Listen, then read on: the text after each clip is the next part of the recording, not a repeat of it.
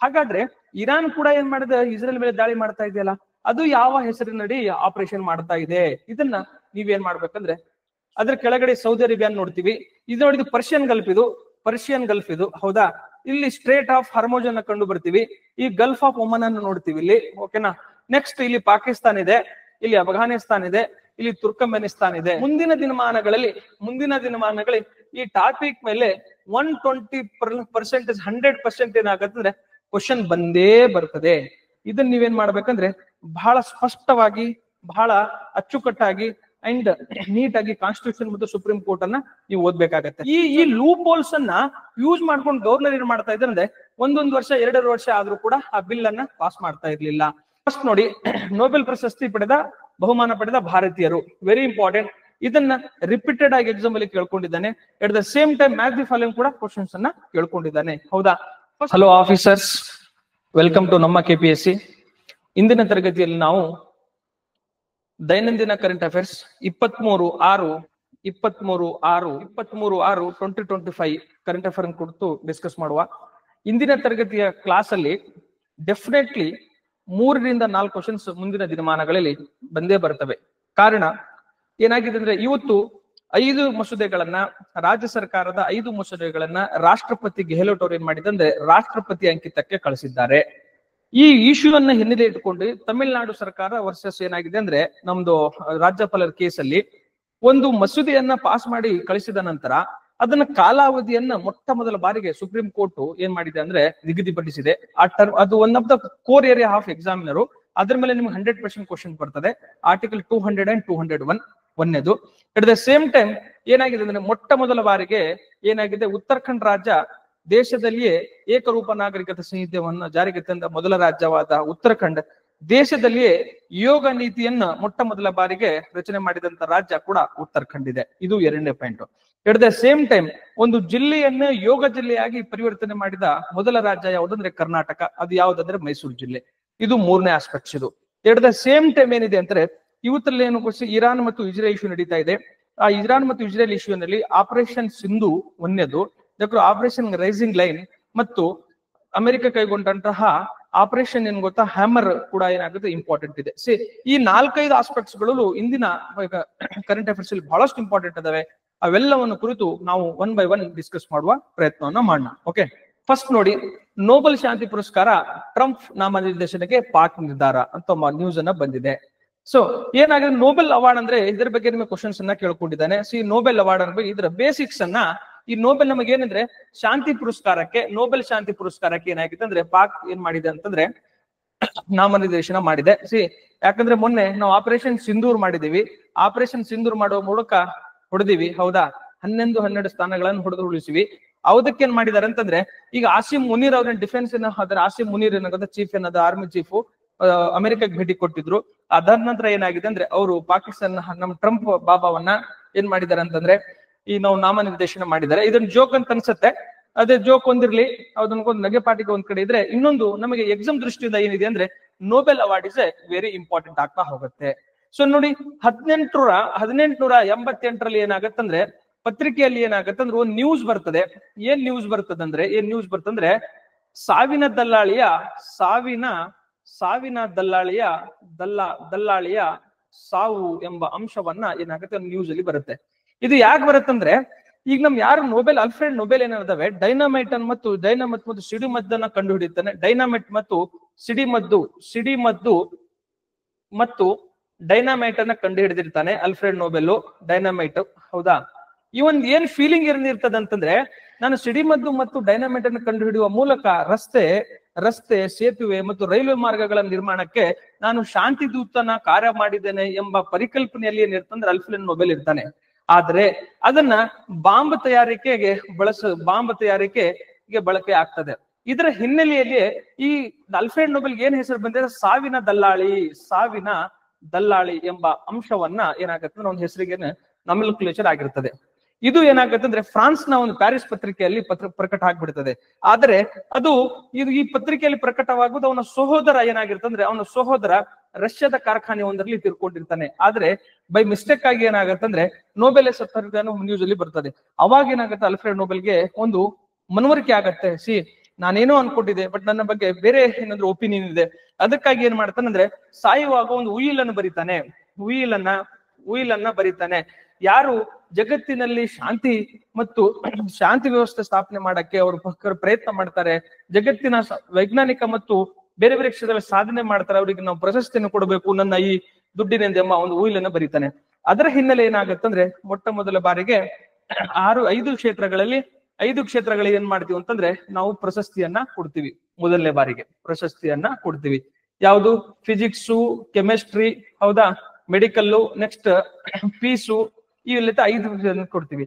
ಮುಂದೆ 1969ರಲ್ಲಿ ಏನಾಗತ್ತಂದ್ರೆ ಎಕನಾಮಿ ಒಂದು ಸಬ್ಜೆಕ್ಟ್ಸ್ ಅನ್ನು ಕೂಡ ನಾವೇನ್ ಮಾಡ್ತೀವಿ ಅಂದ್ರೆ ಎಕನಾಮಿಕ್ ಸಬ್ಜೆಕ್ಟ್ಸ್ ಅನ್ನು ಕೂಡ ನಾವು ಏನ್ ಮಾಡ್ತೀವಿ ಅಂದ್ರೆ ನೋಬೆಲ್ ಸಾಹಿತ್ಯ ಪ್ರಶಸ್ತಿ, ನೋಬೆಲ್ ಪುರಸ್ಕಾರದಲ್ಲಿ ನಾವು ಸೇರಿಸ್ಕೊಳ್ತೀವಿ. ಈಗ ಪ್ರಸ್ತುತ ಎಷ್ಟಂದ್ರೆ ಈ ನೋಬೆಲ್ ಅವಾರ್ಡ್ ಅನ್ನ 6 ಕ್ಷೇತ್ರಗಳಿಗೆ ನಾವು ಏನ್ ಮಾಡಿದ 6 ಕ್ಷೇತ್ರಗಳನ್ನು ಕೊಡ್ತಾ ಇದ್ದೀವಿ.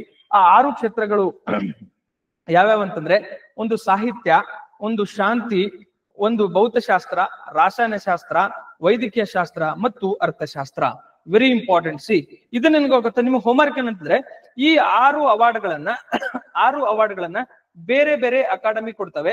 ಆ ಅಕಾಡೆಮಿಗಳನ್ನ ಮತ್ತದರ ಕೇಂದ್ರಗಳನ್ನ ಏನ್ ಮಾಡ್ಕೊಂಡು ಮ್ಯಾಚ್ ದಿ ಫಾಲೋಯಿಂಗ್ ಕ್ವಶನ್ಸ್ ಅನ್ನ ಕೇಳ್ಕೊಂಡಿದ್ದಾನೆ. ಮ್ಯಾಚ್ ದಿ ಫಾಲೋಯಿಂಗ್ ಕ್ವಶನ್ಸ್ ಗಳನ್ನ ಅದನ್ನು ಸ್ವಲ್ಪ ನೀವು ಮಾಡಿ ಹೋಮ್ವರ್ಕ್ ಮಾಡುವ ಪ್ರಯತ್ನವನ್ನ ಮಾಡಿ.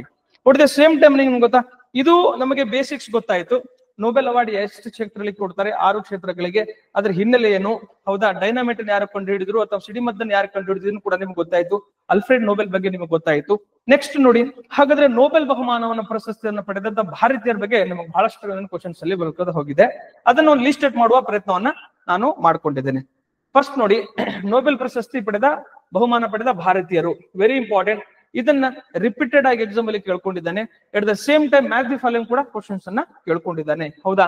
ಫಸ್ಟ್ ನೋಡಿ, 1913ರಲ್ಲಿ ರವೀಂದ್ರನಾಥ್ ಠಾಗೂರ್ ಅವರು ಏನಾಗುತ್ತೆ ಸಾಹಿತ್ಯ ವಿಭಾಗದಲ್ಲಿ ನೋಬೆಲ್ ಬಹುಮಾನವನ್ನು ಪಡ್ಕೊಳ್ತಾರೆ. ಇವರು ಈ ಸಾಹಿತ್ಯ ಪ್ರಶಸ್ತಿಯನ್ನು ಪಡೆದ ಫಸ್ಟ್ ಭಾರತೀಯ, ಇವರು ಮೊದಲ ಭಾರತೀಯ. ಇದನ್ನೇ ಸ್ಟೇಟ್ಮೆಂಟ್ ಆಗಿ ಎಕ್ಸಾಮ್ ಅಲ್ಲಿ ಕ್ವಶನ್ಸ್ ಅನ್ನ ಕೇಳ್ಕೊಂಡಿದ್ದಾನೆ. ನೆನಪಿಡುವ ಪ್ರಯತ್ನವನ್ನು ಮಾಡಿ. 1913 ರವೀಂದ್ರನಾಥ್ ಠಾಗೂರ್ ಸಾಹಿತ್ಯ ವಿಭಾಗ. ನೆಕ್ಸ್ಟ್ ನೋಡಿ, 1930ರಲ್ಲಿ ಸಿ.ವಿ. ರಾಮನ್ ಅವರು ಭೌತಶಾಸ್ತ್ರ ವಿಭಾಗದಲ್ಲಿ ಏನ್ ಮಾಡ್ಕೊಂಡಿದ್ದಾರೆ ನಮ್ಮ ನೋಬೆಲ್ ಅವಾರ್ಡ್ ಅನ್ನು ಪಡ್ಕೊಂಡಿದ್ದಾರೆ. ಈಗ ನಿಮಗೆ ಏನ್ ಕ್ವಶನ್ ಗೊತ್ತಾ? ಇದರಲ್ಲಿ ಈ ನೋಬೆಲ್ ಅಲ್ಲಿ ಯಾವ ವಿಷಯದ ಮೇಲೆ ಏನು ಸಂಶೋಧನೆಗೆ ಏನ್ ಮಾಡ್ಕೊಂಡಿದ್ದಾರೆ ನೀವು ಹೋಮ್ವರ್ಕ್ ಮಾಡುವ ಪ್ರಯತ್ನವನ್ನ ಮಾಡಿ. Okay. At the same time ನೋಡಿ, 1979ರಲ್ಲಿ ಮದರ್ ತೆರೇಸಾ ಏನ್ ಮಾಡ್ತಾರೆ ಅಂದ್ರೆ ಶಾಂತಿ ವಿಭಾಗದಲ್ಲಿ ಏನ್ ಪಡ್ಕೋತಾರೆ? ಶಾಂತಿ ವಿಭಾಗದಲ್ಲಿ ನೋಬೆಲ್ ಅವಾರ್ಡ್ ಅನ್ನು ಪಡ್ಕೋತಾರೆ. ಇದ್ರ ಏನ್ ಕ್ವಶನ್ಸ್ ಕೇಳಿದಾನಂದ್ರೆ ಮೊದಲ ಮಹಿಳಾ ಭಾರತೀಯರು ಯಾರು ಅಂತ ಕ್ವಶನ್ಸ್ ಅನ್ನ ಕೇಳ್ಕೊಂಡಿದ್ದಾನೆ. ಒಂದು ಸಾರಿ ಈ ಡೇಟ್ ಅನ್ನ ಎಕ್ಸಾಮ್ ಅಲ್ಲಿ ಕ್ವಶನ್ ಅನ್ನ ಕೇಳ್ಕೊಂಡಿದ್ದಾನೆ. ಸೊ ಎರಡನ್ನ ಸ್ವಲ್ಪ ನೆನ್ಪಿಡುವ ಪ್ರಯತ್ನವನ್ನ ಮಾಡಿ. ನೆಕ್ಸ್ಟ್ ನೋಡಿ, 1968ರಲ್ಲಿ ಹರಗೋವಿಂದ್ ಸಿಂಗ್ ಖುರಾನ ಅವ್ರು ಏನ್ ಮಾಡಿದ್ದಾರೆ ಅಂದ್ರೆ ವೈದ್ಯಕೀಯ ವಿಭಾಗದಲ್ಲಿ ಏನ್ ಪಡ್ಕೊಂಡಿದ್ದಾರೆ? ಇದು ನೋಬೆಲ್ ಪ್ರಶಸ್ತಿಯನ್ನು ಪಡ್ಕೊಂಡಿದ್ದಾರೆ. ನೆಕ್ಸ್ಟ್ ನೋಡಿ, 1983ರಲ್ಲಿ ಸುಬ್ರಹ್ಮಣ್ಯಂ ಚಂದ್ರಶೇಖರ್ ಭೌತಶಾಸ್ತ್ರ ವಿಭಾಗದಲ್ಲಿ ಏನ್ ಪಡ್ಕೊಂಡಿದ್ದಾರೆ ಅಂತಂದ್ರೆ ನೋಬೆಲ್ ಅವಾರ್ಡ್ ಅನ್ನು ಪಡ್ಕೊಂಡಿದ್ದಾರೆ. ಅಟ್ ದ ಸೇಮ್ ಟೈಮ್ 1998ರಲ್ಲಿ ಅಮರ್ತ್ಯ ಸೇನ್ ಅವರು ಏನ್ ಮಾಡಿದ್ದಾರೆ ಅಂದ್ರೆ ಅರ್ಥಶಾಸ್ತ್ರ ವಿಭಾಗದಲ್ಲಿ ಏನಾಗುತ್ತೆ ಅವರಿಗೆ ನೋಬೆಲ್ ಅವಾರ್ಡ್ ಬರ್ತದೆ. ಇವರೇ ಏನ್ ಮಾಡಿದ್ದಾರೆ, ನಿಮ್ಗೆ HDI ಇಂಡೆಕ್ಸ್ ಗೊತ್ತಿರಬೇಕು. HDI ಇಂಡೆಕ್ಸ್ ಅನ್ನ ರಚನೆ ಮಾಡುವಲ್ಲಿ ಇವ್ರ ಪಾತ್ರ ಬಹಳಷ್ಟು ಇಂಪಾರ್ಟೆಂಟ್ ಇದೆ. ಜೊತೆಗೆ ಈ ಅಮರ್ತ್ಯ ಸೇನ್ ಅವರು ಬುಕ್ ಬಗ್ಗೆ ಕ್ವಶನ್ಸ್ ಅನ್ನ ಕೇಳ್ಕೊಂಡಿದ್ದಾನೆ. Very important. ಜೊತೆಗೆ HDI ನನ್ಗೆ ಗೊತ್ತಾ, ನೆಕ್ಸ್ಟ್ ಯೋಜನೆಯಲ್ಲಿ ಯಾವ ರೀತಿ ನಾವು ಯೋಜನಾ ಆಯೋಗದ ಬಗ್ಗೆ ಇದ್ರ ಬಗ್ಗೆ ಕ್ವಶನ್ಸ್ ಅನ್ನ ಕೇಳ್ಕೊಂಡಿದ್ದಾನೆ. ಅಮರ್ತ್ಯ ಸೇನ್ ಬಗ್ಗೆ 2 ಡಿಫ್ರೆಂಟ್ ಏನಾಗಿದೆ ಅಂದ್ರೆ ಸೆಕ್ಷನ್ ಅಲ್ಲಿ ಕ್ವಶನ್ಸ್ ಅನ್ನ ಕೇಳ್ಕೊಂಡಿದ್ದಾನೆ. ಸ್ವಲ್ಪ ಅದನ್ನ ನೆನಪಿಡುವ ಪ್ರಯತ್ನವನ್ನು ಮಾಡಿ. ಅಟ್ ದ ಸೇಮ್ ಟೈಮ್ 2009ರಲ್ಲಿ ವೆಂಕಟರಾಮನ್ ರಾಧಾಕೃಷ್ಣನ್ ಅವರು ರಾಸಾಯನಶಾಸ್ತ್ರ ವಿಭಾಗದಲ್ಲಿ ಏನಾಗುತ್ತೆ ಅಂದ್ರೆ ಅವರು ಪ್ರಶಸ್ತಿಯನ್ನ ಪಡ್ಕೋತಾರೆ. ನೆಕ್ಸ್ಟ್ 2014ರಲ್ಲಿ ಕೈಲಾಸ್ ಸತ್ಯಾರ್ಥಿ ಅವರು ಶಾಂತಿ ವಿಭಾಗದಲ್ಲಿ ಪ್ರಶಸ್ತಿಯನ್ನು ಪಡ್ಕೊಳ್ತಾರೆ. ನಮ್ಮ ಪಾಕಿಸ್ತಾನದ ಯಾರು ಮಲಾಲಾ ಯೂಸುಫ್ಜಾಯಿ ಅವರ ನೇತೃತ್ವದಲ್ಲಿ ಜಂಟಿಯಾಗಿ ಅದನ್ನ ಪಡ್ಕೊಳ್ತಾರೆ. ಅದನ್ನ ಸ್ವಲ್ಪ ನೆನ್ಪಿಡುವ ಪ್ರಯತ್ನ ಮಾಡಿ. 2019ರಲ್ಲಿ ಅಭಿಜಿತ್ ಬ್ಯಾನರ್ಜಿ ಅವರು ಅರ್ಥಶಾಸ್ತ್ರ ವಿಭಾಗದಲ್ಲಿ ಏನ್ ಮಾಡ್ಕೊಂಡಿದ್ದಾರೆ ಪ್ರಶಸ್ತಿಯನ್ನು ಪಡ್ಕೊಳ್ತಾರೆ. ವೆರಿ ಇಂಪಾರ್ಟೆಂಟ್ ನೋಡಿ. ಲಾಸ್ಟ್ ಲೈನ್ ನೋಡಿ, ಸ್ಟೇಟ್ಮೆಂಟ್, ಎಕ್ಸಾಮ್ ಸ್ಟೇಟ್ಮೆಂಟ್ ಈ ಲಾಸ್ಟ್ ಲೈನ್ ಯಾಕೆ ಹಾಕೊಂಡಿದ್ದಾನೆ? 2 ಸಾರಿ ಪರೀಕ್ಷೆಯಲ್ಲಿ ಮಹಾತ್ಮ ಗಾಂಧಿ ಕೂಡ ನೋಬೆಲ್ ಅವಾರ್ಡ್ ಪಡ್ಕೊಂಡಿದ್ದಾರೆ ಅಂತ ಸ್ಟೇಟ್ಮೆಂಟ್ ಅಲ್ಲಿ ಕೊಟ್ಟಿದ್ದಾನೆ.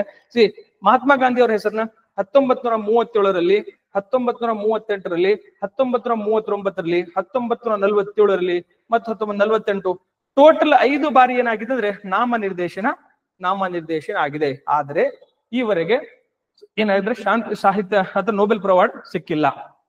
ಎಷ್ಟು ಬೇಸಿಕ್ಸ್ ಇರ್ಲಿ. ಆದ್ರೆ ನೋಡಿ, ಈ ಪ್ರಶಸ್ತಿಗೆ ಇನ್ ಕೇಸ್ ಮಹಾತ್ಮ ಗಾಂಧಿ ಅವರಿಗೆ ಈ ಶಾಂತಿ ನೊಬೆಲ್ ಪ್ರಶಸ್ತಿ ಕೊಟ್ಟಿದ್ದಾದಲ್ಲಿ ಆ ಪ್ರಶಸ್ತಿಯ ವ್ಯಾಲ್ಯೂ ಜಾಸ್ತಿ ಹೋಗ್ತದೆ ವಿನಃ ಏನ್ ಗೊತ್ತಾ, ಮಹಾತ್ಮ ಗಾಂಧಿಯ ವ್ಯಾಲ್ಯೂ ಜಾಸ್ತಿ ಆಗಲ್ಲ. ಯಾಕಂದ್ರೆ ಮಹಾತ್ಮ ಗಾಂಧಿಗಿಂತ ದೊಡ್ಡ ಶಾಂತಿ ದೂತ 21ನೇ ಶತಮಾನದಲ್ಲಿ ಯಾರು ಇಲ್ಲ ಅಂತ ಹೇಳ್ಬಹುದಾಗಿದೆ. ಯಾಕಂದ್ರೆ that is A integrity man Mahatma Gandhiji ಅವರು.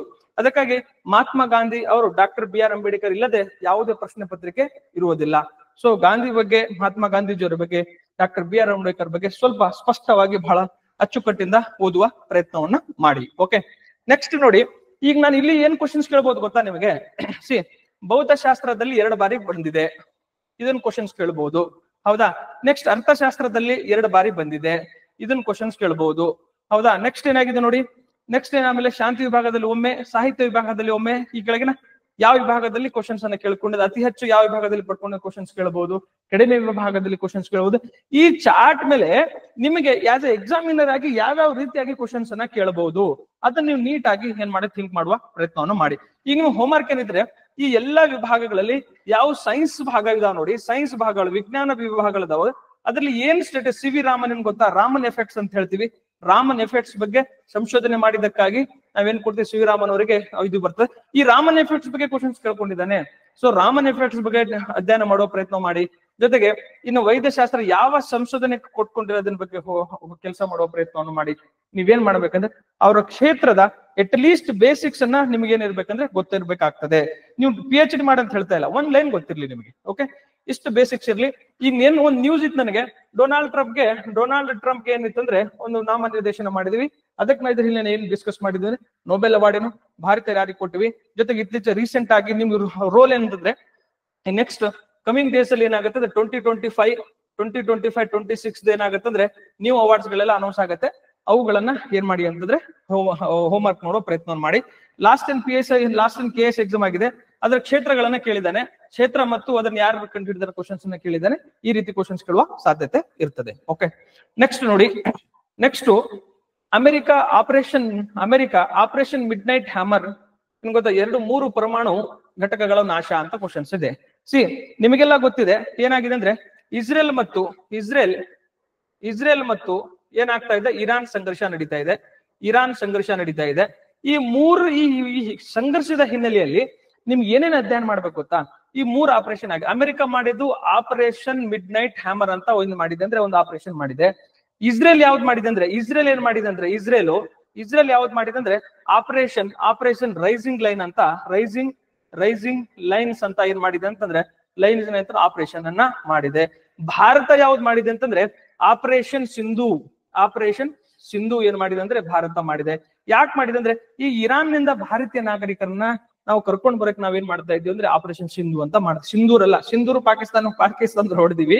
ಇದು ಸಿಂಧು ಏನಿದೆ ಅಂದ್ರೆ ಕಾರ್ಯಾಚರಣೆ ಮಾಡ್ಕೊಂಡಿವಿ. ಈಗ ನಿಮ್ಮ ಹೋಮ್ವರ್ಕ್ ಏನ್, ಹಾಗಾದ್ರೆ ಇರಾನ್ ಕೂಡ ಏನ್ ಮಾಡಿದೆ, ಇಸ್ರೇಲ್ ಮೇಲೆ ದಾಳಿ ಮಾಡ್ತಾ ಇದೆಯಲ್ಲ, ಅದು ಯಾವ ಹೆಸರಿನಡಿ ಆಪರೇಷನ್ ಮಾಡ್ತಾ ಇದೆ, ಇದನ್ನ ನೀವೇನ್ ಮಾಡ್ಬೇಕಂದ್ರೆ ಸ್ವತಃ ಏನ್ ಮಾಡ್ಬೇಕು, ಅಧ್ಯಯನ ಮಾಡ್ಬೇಕಾಗ್ತದೆ. ಇದು ಒಂದು. ಎಟ್ ದ ಸೇಮ್ ಟೈಮ್ ಈ ಹಿನ್ನೆಲೆಯಲ್ಲಿ ನೀವು ಏನೇನ್ ಡಿಸ್ಕಸ್ ಮಾಡ್ಬೇಕು ಗೊತ್ತಾ, ಈಗ ನೋಡಿ ಅಮೆರಿಕ ಎಂಟ್ರಿ ಹೊಡಿತಂದ್ರೆ ಇಲ್ಲಿ ಇಂಟರ್ನ್ಯಾಷನಲ್ ನ್ಯೂಕ್ಲಿಯರ್ ಏಜೆನ್ಸಿ ಬಗ್ಗೆ ನೀವು ಅಧ್ಯಯನ ಮಾಡ್ಬೇಕಾಗತ್ತೆ, ಒಂದನೇದು. At the same time UN role ಬಗ್ಗೆ ನೀವೇನ್ ಮಾಡ್ಬೇಕು, ಅಧ್ಯಯನ ಮಾಡ್ಬೇಕಾಗತ್ತೆ. ಈ ಮೂರನೇದು ಏನಾಗತ್ತಂದ್ರೆ, ಈಗ non proliferation of nuclear energy ಅಂದ್ರೆ ಒಂದು NPT ಟ್ರೀಟಿ ಇದೆ ನಮ್ದು, ಹೌದಾ? ಆ ಟ್ರೀಟಿ ಬಗ್ಗೆ ನೀವು ಅಧ್ಯಯನ ಮಾಡ್ಬೇಕಾಗತ್ತೆ. ಎಟ್ ದ ಸೇಮ್ ಟೈಮ್ ನಾಲ್ಕನೇದು ಇಂಡಿಯನ್ ಏನ್ ಗೊತ್ತಾ, ಇಂಡಿಯನ್ ನ್ಯೂಕ್ಲಿಯರ್ ಡಾಕ್ಟ್ರಿನ್ ಬಗ್ಗೆ ನೀವು ಅಧ್ಯಯನ ಮಾಡ್ಬೇಕಾಗತ್ತೆ. ನೆಕ್ಸ್ಟ್ ಏನ್ ಗೊತ್ತಾ, ಐದನೇದು ಏನಂತಂದ್ರೆ ಎಟ್ ದ ಸೇಮ್ ಟೈಮ್ ಭಾರತದ ನ್ಯೂಕ್ಲಿಯರ್ ರಿಯಾಕ್ಟರ್ಸ್ ಗಳನ್ನ ಈಗ first brigade reactor, second brigade reactor technology parts ಅನ್ನ ಸೈನ್ಸ್ ಅಂಡ್ ಟೆಕ್ನಾಲಜಿ ಆಸ್ಪೆಕ್ಟ್ಸ್ ಅಲ್ಲಿ ನೀವು ಅಧ್ಯಯನ ಮಾಡ್ಬೇಕಾಗತ್ತೆ. ಎಟ್ ದ ಸೇಮ್ ಟೈಮ್ ಭಾರತದ ಇಂಧನ ಸುರಕ್ಷತೆಯಲ್ಲಿ ಏನಂದ್ರೆ ಈ ನ್ಯೂಕ್ಲಿಯರ್ ಎನರ್ಜಿಯ ಪಾತ್ರವನ್ನ ಕುರಿತು ನೀವು ಡಿಸ್ಕಸ್ ಮಾಡ್ಬೇಕಾಗತ್ತೆ. ಎಟ್ ದ ಸೇಮ್ ಟೈಮ್ ನೀವು ಏನ್ ಮಾಡ್ಬೇಕಾಗತ್ತಂದ್ರೆ ಈ ನ್ಯೂಕ್ಲಿಯರ್ ಎನರ್ಜಿಯನ್ನ ಹಾರ್ನೆಸ್ ಮಾಡುವಲ್ಲಿ ಕರ್ನಾಟಕ ಯಾವ ರೀತಿ ಪ್ರಯತ್ನ ಮಾಡ್ತಾ ಇದೆ. ಯಾಕಂದ್ರೆ ಕೈಗಾ ಅಣುಘಟಕ ಪರಮಾಣು ಘಟಕ ನಮ್ ಕರ್ನಾಟಕದಲ್ಲಿ ಇದೆ. ಸೊ ಇವೆಲ್ಲವನ್ನ ನೀವೇನ್ ಮಾಡ್ಬೇಕಾದ್ರೆ ಹೋಮ್ವರ್ಕ್ ಮಾಡ್ಬೇಕು. ಇದು ಒಂದು. ಎಟ್ ದ ಸೇಮ್ ಟೈಮ್ ನಾಳೆ ನೀವೇನಾಗತ್ತಂದ್ರೆ ನೀವು ಇಂಟರ್ವ್ಯೂ ಸಂದರ್ಶನ ಬಂದಾಗ, ಈ ರಿಸಲ್ಟ್ ಬಂದು ಸಂದರ್ಶನ ಬಂದಾಗ ನೀವು ಒಪಿನಿಯನ್ ಗಳನ್ನ ಕ್ವಶನ್ಸ್ ಅಲ್ಲಿ ಕೇಳ್ತಾರೆ. ಈಗ ಅಮೆರಿಕ ಮಾಡಿದ್ದು ಸರಿಯೇ, ಭಾರತದ ಸ್ಟ್ಯಾಂಡ್ ಏನಿದೆ, ಹೌದಾ, ಭಾರತದ ಈಗ ಇನ್ನು ಗೊತ್ತಾ ವಿದೇಶಾಂಗ ನೀತಿಯ ಯಾವ ರೀತಿಯನ್ನ ನಾವು ನ್ಯೂಟ್ರಲೈಸ್ ಮಾಡ್ತಾ ಇದೀವಿ. ಇವತ್ತಿನ ಪೇಪರ್ ಏನಿದೆ, ಭಾರತದ ನರೇಂದ್ರ ಮೋದಿ ಅವರು ಇರಾನ್ ಅಧ್ಯಕ್ಷರಿಗೆ ಮಾತುಕತೆ, ಇವ್ರನ್ನ ಮಾತಾಡ್ತಾ ಇದೀವಿ, ಇಸ್ರೇಲ್ ಜೊತೆ ಮಾತಾಡ್ತಾ ಇದೀವಿ, ಅಮೆರಿಕ ಜೊತೆ ಮಾತಾಡ್ತಾ ಇದೀವಿ. ಸೊ ಇಂಡಿಯಾ ಆಸ್ ಏನ್ ಮಾಡ್ತಾ ಇದೆ ಅಂದ್ರೆ ಇದು ಇಂಡಿಪೆಂಡೆಂಟ್ ಆಗಿ ಏನ್ ಮಾಡ್ತಾ ಇದೆ, ಬಿಹೇವ್ ಮಾಡ್ತಾ ಇದೆ.